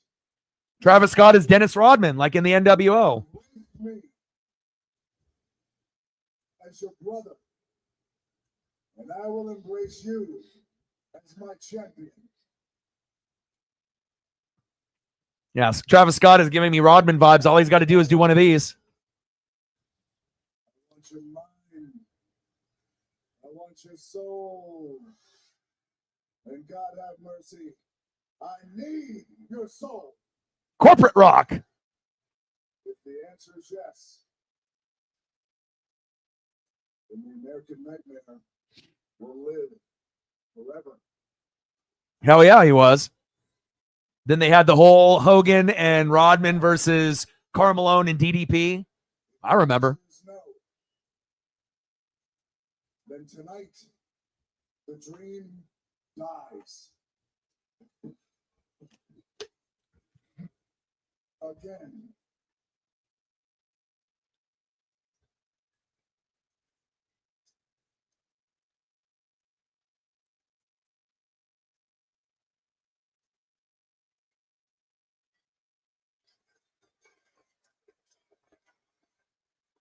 Yeah.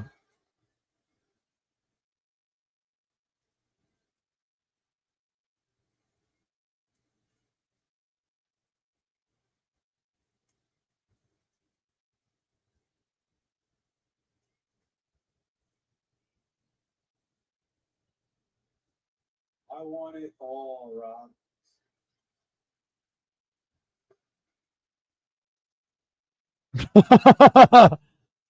Yeah. No baby oil, though. No baby oil. No longer belongs. I mean, we're still waiting for the Epstein list to get released and the Diddy files to get released. So there's a lot of sick people out there in the world, let me tell you. You know why?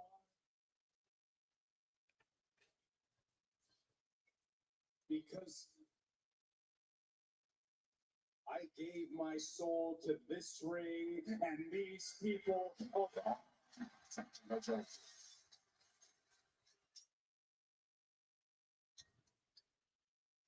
Hey, Rock, go fuck yourself. Oh, he dropped him with the go fuck yourself. And obviously, if this was on, you know, not like a Peacock or a Netflix, they wouldn't have been able to get away with that. All right, dropping the F-bomb. I love it. But is it all for show, though? Is it all for show? You can say, you know, fuck you, but that doesn't mean that they're going to turn on Cena here.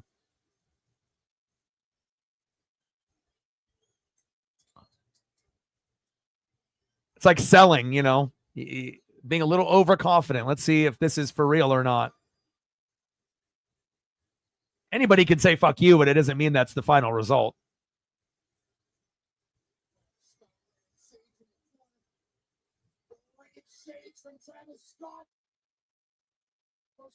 Yeah, why is Travis Scott still in the ring? Like, really?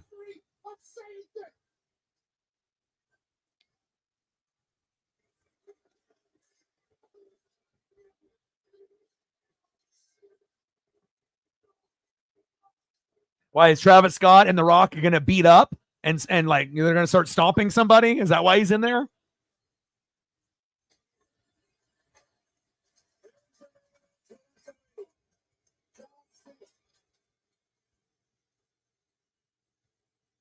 There we go. Rock and Cena are in cahoots. Rock and Cena are in cahoots. See, you knew something. There had to be a swerve. There had to be a swerve. And again, the crowd, right? Cena sold it, being super happy, right? And Cena has gone heel at the end of his career. It was a little too late. Could have been in the NWO as a leader in 2010. But I guess if you're going to go out, you go out a heel. And that makes Cena much more likable than being face Cena, in my opinion. Hell yeah, I like this. I like this.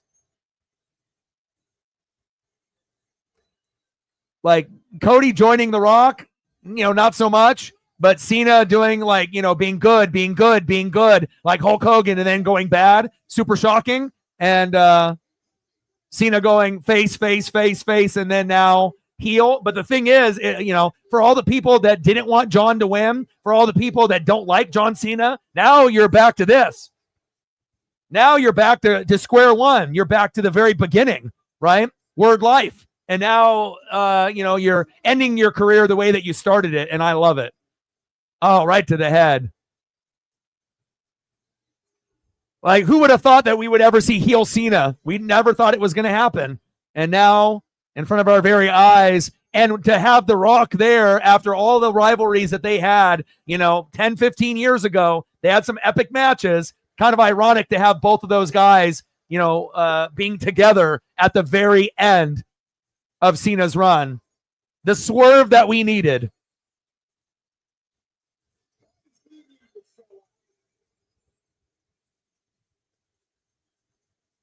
Like, it's going to make Cena so much more popular, and again, Cody at some point after all this can go heel down the road, but again, for Cena to go heel, that's huge.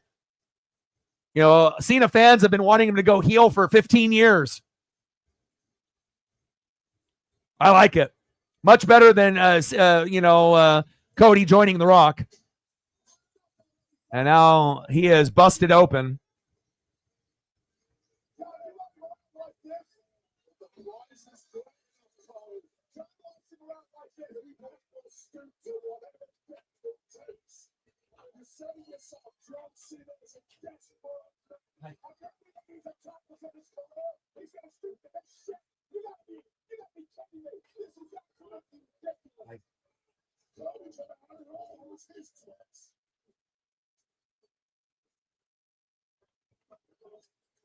And also, too, it was Cena's reaction, after, Cody, dropped the F-bomb. And now you got Travis Scott in there acting like Dennis Rodman. What are we going to do?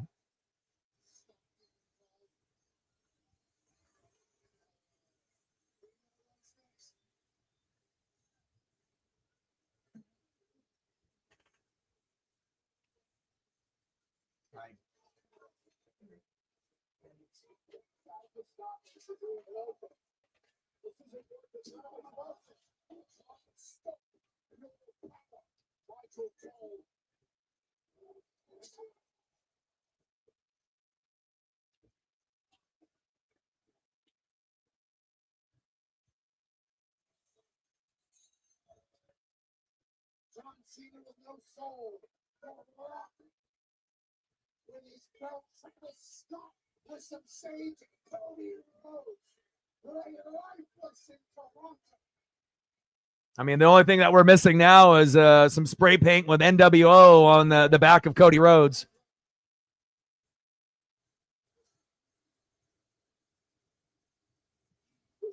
Cena and Rock lined with each other. And again, this is why Triple H and all the writers are just killing it in WWE. We would have never seen this in the Vince McMahon era. Never. In your wildest dreams, maybe only in a video game, that you would have been able to see something like this.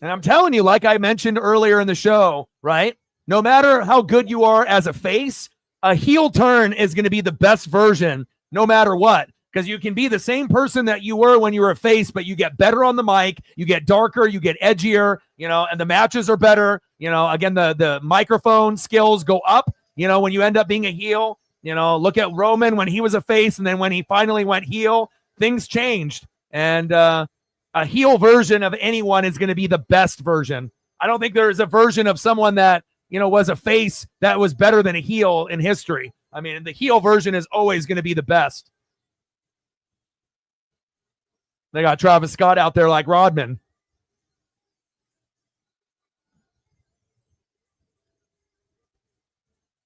And at this point, Cena's career is over. So the Make-A-Wish stuff, obviously he was so in his prime before that, he couldn't really do it. But now it's the farewell tour that he can, do it. And, he's only going to be around for a little bit longer. And you are linked with The Rock. So, wow. Wow. And again, I was going to say the men's chamber, what kind of underwhelmed, the women's was better, right? But here at the end of the show, this was definitely the way to end it instead of having this, right before the Kevin Owens, Sami Zayn. Wow. Well, that was awesome. I love you guys and I appreciate you guys very, very much. And again, we'll be doing NASCAR Cup Series tomorrow at 12:30 Pacific, the Circuit of the Americas. Yeah, you got your blood. Yeah, I know. It definitely was a swerve, though, right? And it's not like Cody joined The Rock. So, again, not everyone is going to be completely happy with the results, but it definitely was a little bit of a surprise in the beginning with the Jade Cargill. And then we get a surprise with Cena going heel with The Rock, which is awesome. So I love you guys, and I appreciate you guys very, very much. Shout out to all the people that sub, donated, commented, shared. I love you guys very, very much, and I'll be live tomorrow again at 12:30 Pacific, for the NASCAR Cup Series. Have a great rest of your night, and I got one question for you. Well, talk sports like us. Your boy Ryan, Northwest Sports Fanatics, and I'm out. Gang. It starts